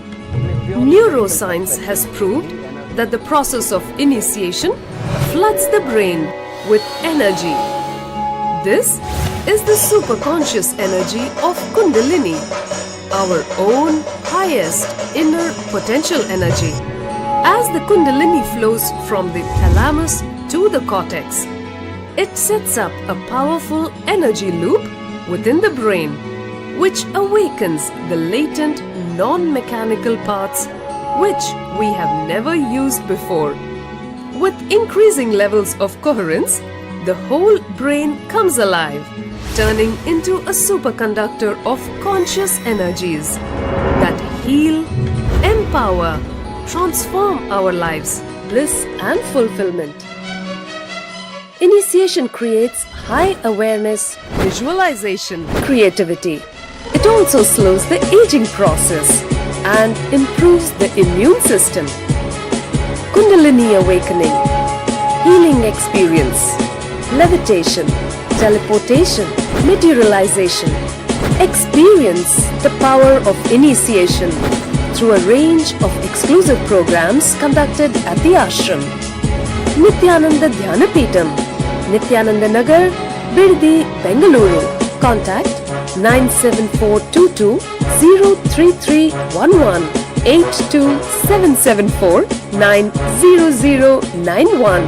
Visit www.nithyananda.org.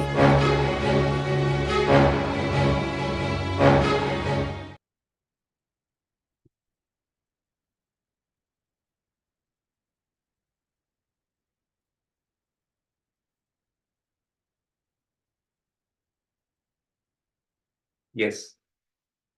So as we have seen, beautifully described is the process of mirror neurons through which the initiation process takes place, through which the energy, the inner space, as well as powerful cognitions from the incarnation, from the avatar, are simply transmitted and transferred to the disciple without any effort from the disciple's side, just by observation from the disciple's end.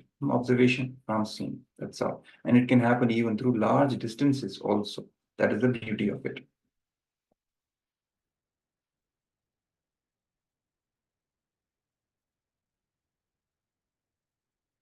So this process, which is called as Nayana Diksha, Nayana means eyes, seeing, and Diksha is initiation. So Nayana Diksha is direct transfer of spiritual energy by an avatar through look. Simply by one look, the avatar, the incarnation, can transfer the spiritual energy from himself to the disciple.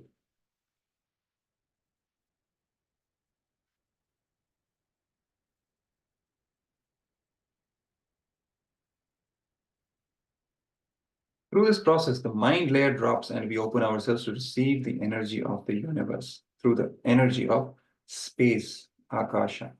Because this transmission happens from the dimension of space, from the dimension of Akasha. So when this happens, our mental layer simply drops and we open ourselves to receive the energy of the universe. Melting into a deep mood of gratitude and devotion, we receive the beautiful return flow of divine compassion and the uplifting of our consciousness through this process of Nayana Diksha. And so many various scientific studies have also corroborated this conclusion that the process of entanglement, which is what happens through the Nayana Diksha and the mirroring of neurons, it can change our very brain chemistry, our brain itself.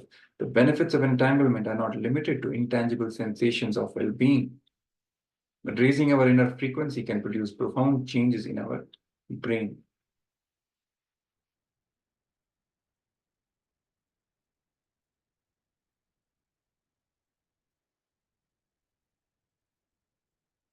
Yes.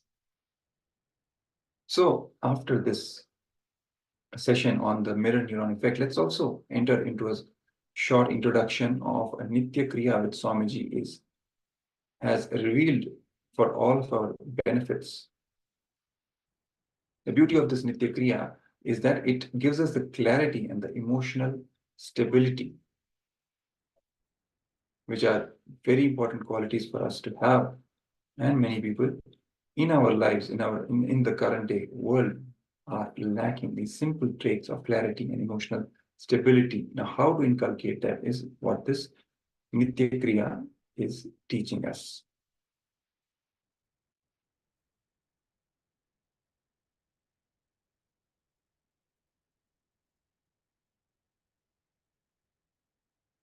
So to explain what this Nitya Kriya is, the constant flow of energy that happens in the body through the 72,000 nadis, which are the subtle energy channels, making up the energy circuit of the body. This circuit is powered by the Kundalini energy, which flows through these energy channels, subtle energy channels called nadis.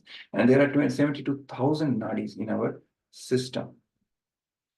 Kundalini energy is the immense potential energy present in each of us that acts like a water pump and helps complete this energy circuit. So if there is a disturbance in the energy flow in some part of the body, there is impedance to the energy flow to the rest of the body, resulting in the onset of disease, disorders, and disturbances in the affected organs.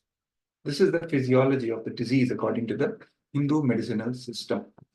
It happens and is explained by any blockages that have happened in this energy flow of Kundalini energy flow, which then affect the rest of the body and causing a disease or a disorder.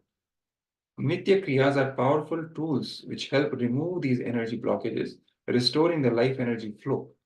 When the body is aligned in certain postures during the Kriya, the energy block is removed and the wiring, so to speak of, the wiring of the circuit or the plumbing is realigned. So the blockages are removed, energy flow is restored, and the affected organs or the disease or the disorders are also healed.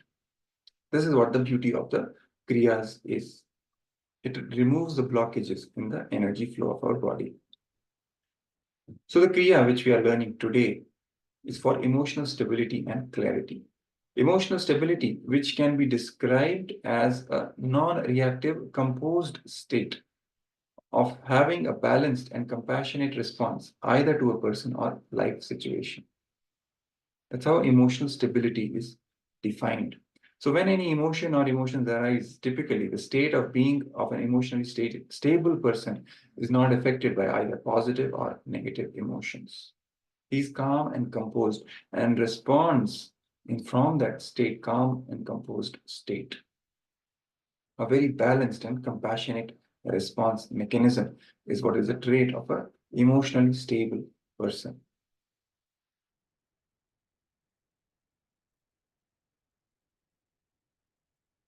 Yes. So now let's enter into this Nithya and learn this Nithya. We will go through the steps. It consists of 4 steps. That's all. Very simple technique. First is sitting in Vajrasana. Second is Nadi Shodhana Pranayama. Third is Trishula Kumbhaka.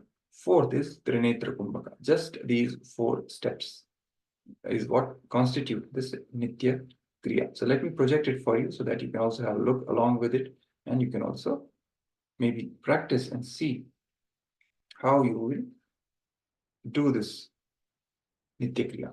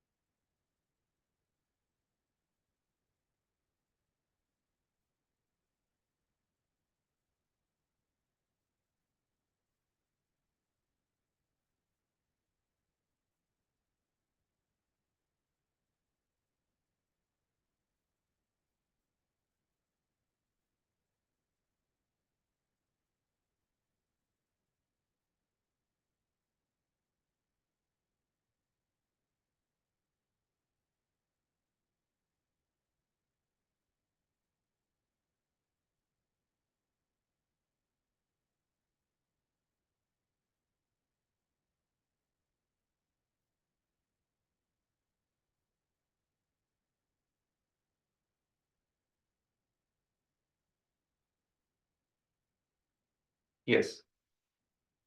So these are the 5 steps which I just mentioned. First, sitting in Vajrasana, then doing the Nadi Shodhana, third, doing the Trishula Kumbhaka, fourth, doing the Trinetra Kumbhaka. Let's go through them one by one. A short disclaimer before we begin. So this is the Vajrasana.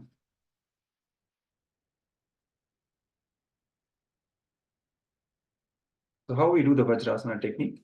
With knees, ankles and big toes touching the ground, stand on a kneeling position as is shown in the picture on the left. Sit erect with the heels under your buttocks and sit erect in this asana for 30 seconds. The verse from the Shastra, from the scripture is also being projected for all of you. This is the Vajrasana. So you're going to sit in this Vajrasana and then do the next 3 techniques of this Nitya Kriya.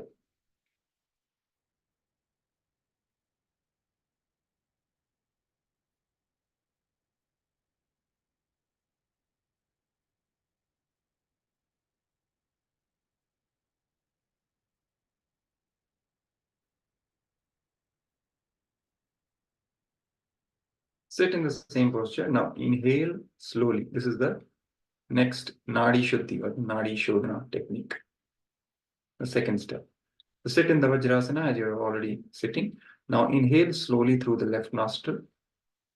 Retain the breath inside as long as you can, and then exhale through the right nostril. Then inhale slowly through the right nostril. Retain the breath inside as long as you can, and exhale through the left nostril. This is the 1 cycle of Nadi Shodhana. So let's do this for some time. Continuously repeat this cycle. of Nadi Shodhana technique.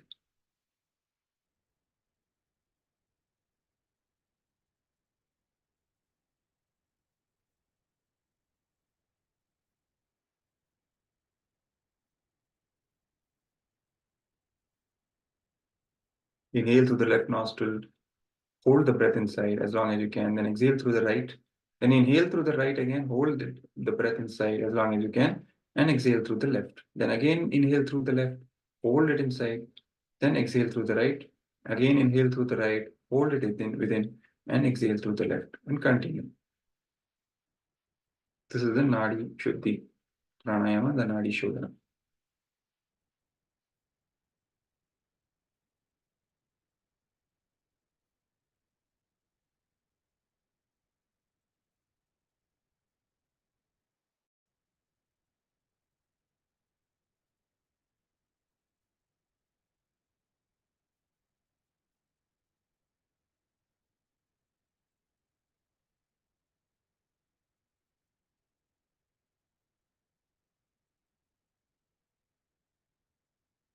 Now let's move to the next step, which is the Trishula Kumbhaka. The verse is being projected for all of you on the screen.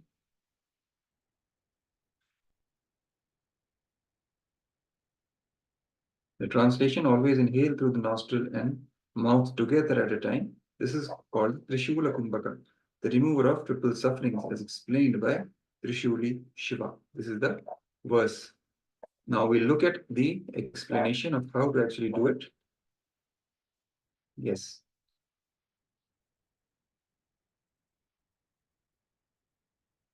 So the Trishula Kumbhaka, inhale through the nostrils and also through the mouth simultaneously.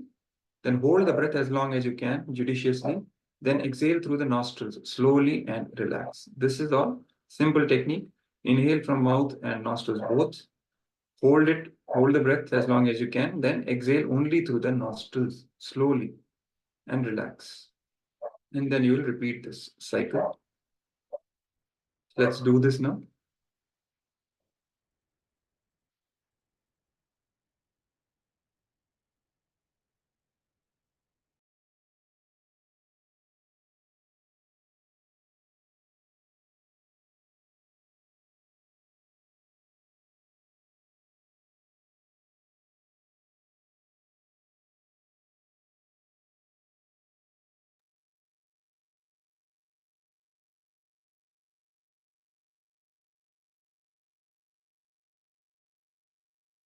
Now, the next,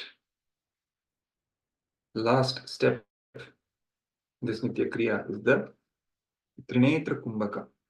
The verse is being projected. Let's move to the explanation.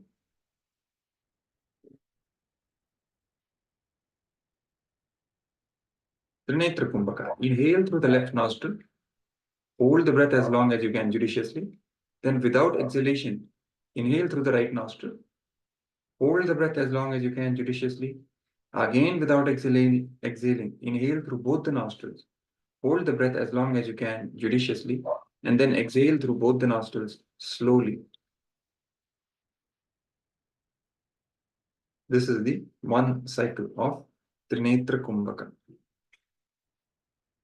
So what you're going to do in this technique is first inhale through the left nostril, then hold the breath within. Then, without exhaling, now inhale through the right nostril. Then again hold the breath as long as you can.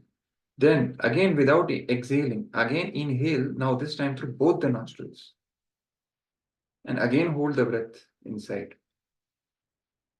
And then at last, you can exhale through both the nostrils slowly. And then repeat this cycle.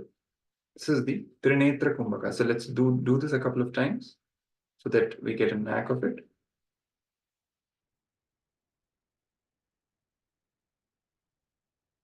This is the Trinetra Kumbhaka.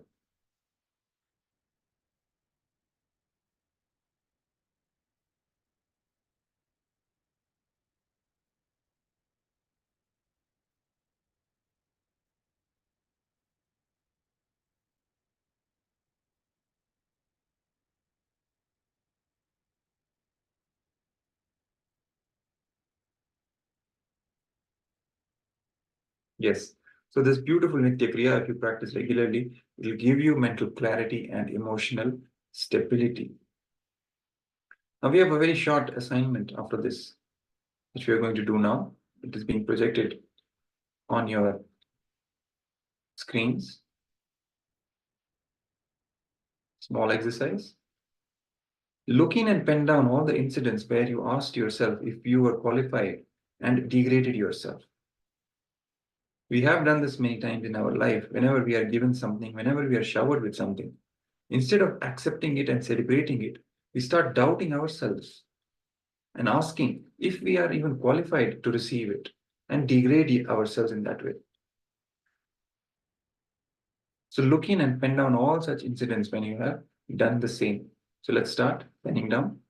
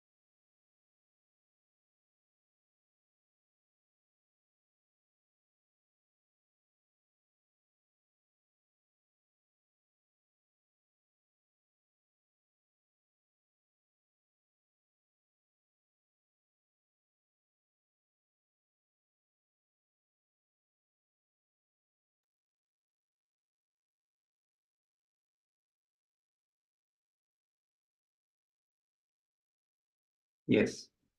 So now decide from now on, you will always accept life. Now that you have penned down the incidents, when you questioned yourself, when you received something, instead of celebrating it, you start doubting and questioning whether you are qualified for it and degraded yourself. Now decide from now on, you will always accept life. You will cherish, you will celebrate whatever you are receiving in life.